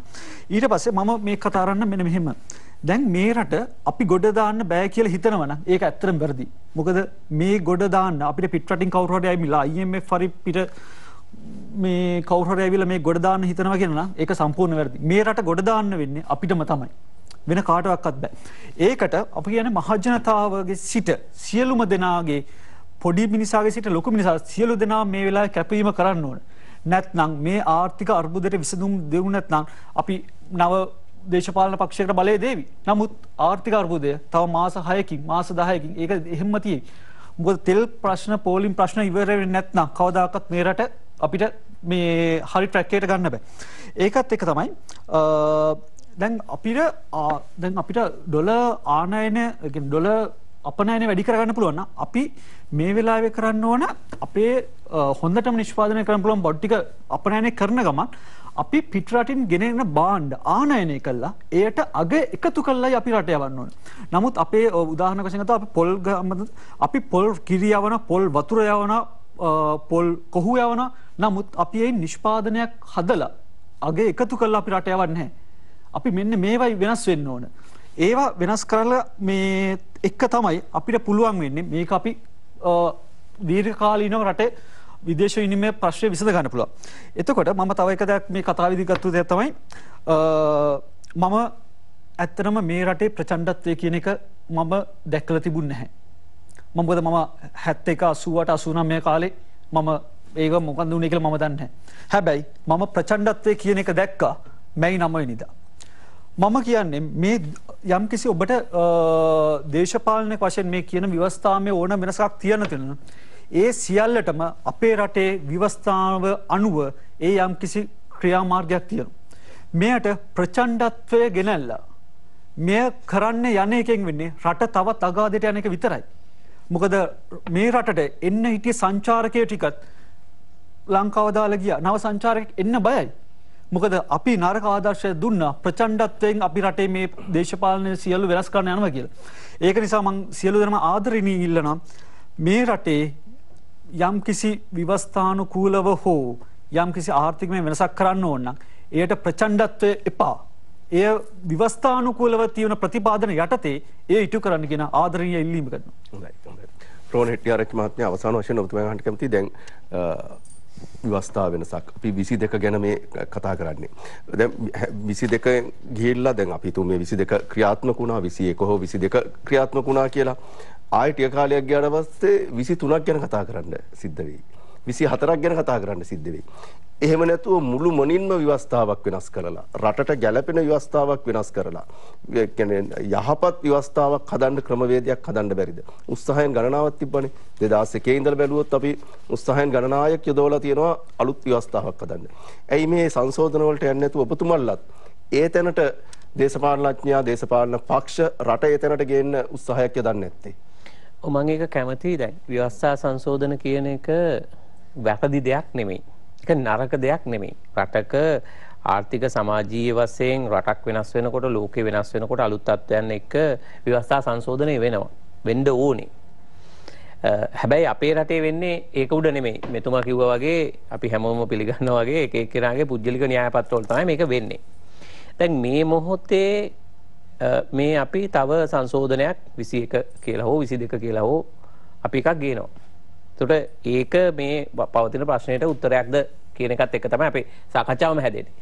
දැන් අපි කල්පනා කරන්නේ අපි කියලා කියන්නේ දැන් අපිත් එක්ක එකතු වෙලා ඉන්න මම කිව්වා වගේ collective for reforms අපි කණ්ඩායමක් ඉන්නවා මාර්තු 12 ප්‍රශ්වල් සංවිධානය මේ විදිහට විවිධ උත්සාහයන් විවිධ අවස්ථාවලදී අපි උත්සාහ කරලා තියෙනවා. දැන් මේ මොහොතේ මම විශ්වාස කරන්නේ මේ ප්‍රශ්නයට ඔබේ ප්‍රශ්නේ අවසාන කොටසට මම එන්නම් නිශ්චිත උත්තරේ.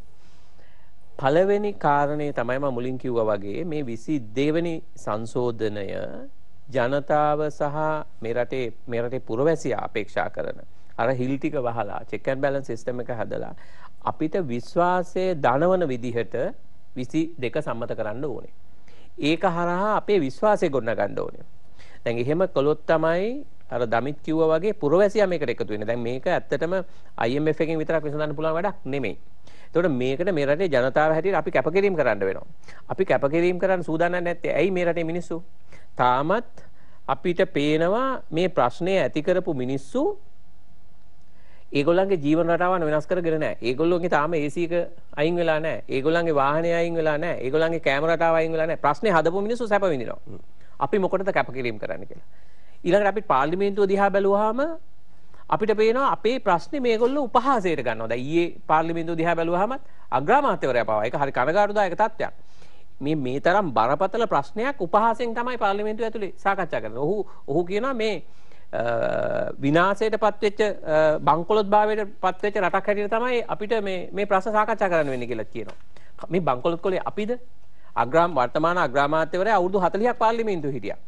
මහින්ද රාජපක්ෂ මහත්තයා දෙපාරක් අගමැති වුණා. දෙපාරක් ජනාධිපති වුණා. මේ පාර්ලිමේන්තුවේ ඉන්නවා 25ක් 30ක් විතර අවුරුදු 30කට වැඩිය පාර්ලිමේන්තුවේ හිටපු අය. එතකොට අපි පුරවැසියෝ හැටියට අපි දීපු ඒගොල්ලෝ වගකීම ඉෂ්ට කරන්නේ නැතුව, අපේ සම්පත් එක කළමනාකරණය කරන්නේ නැතුව, සුදුසු විදියට නීති හදන්නේ නැතුව කටයුතු කරලා දැන් අපි ගාවට ඇවිල්ලා අහපව් අඳෝනාවක් කියනවා.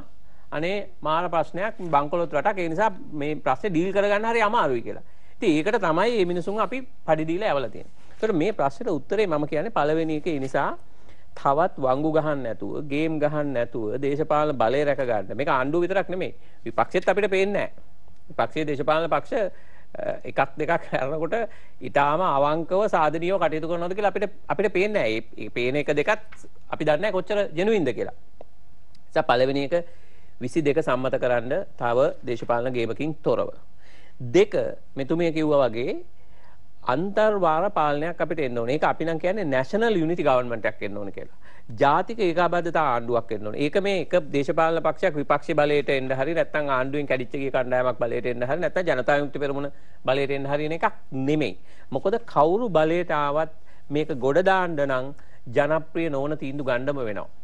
මේ අපි ගෙවන සහන ආධාර අපිට කපන්න වෙනවා. බදු වැඩි කරන්න වෙනවා. පෞද්ගලික කරන්න වෙනවා. හැබැයි ප්‍රතිව්‍යුහගත හරි වෙන ලස්සන අන්දාන්න පුළුවන්. හැබැයි අවසානයේදී අරවා තමයි කරන්න වෙන්නේ. එතකොට ඊළඟ මොහොතේ මේ අරගලයේත් එක්ක එකතු වෙලාම ඉන්න අහපව මේ වෘත්තීය සමිති සහ අනිත් පාර්ශව සමහර විශ්වවිද්‍යාල දිස්ව අමාර අපිත් වෙන්න පුළුවන්.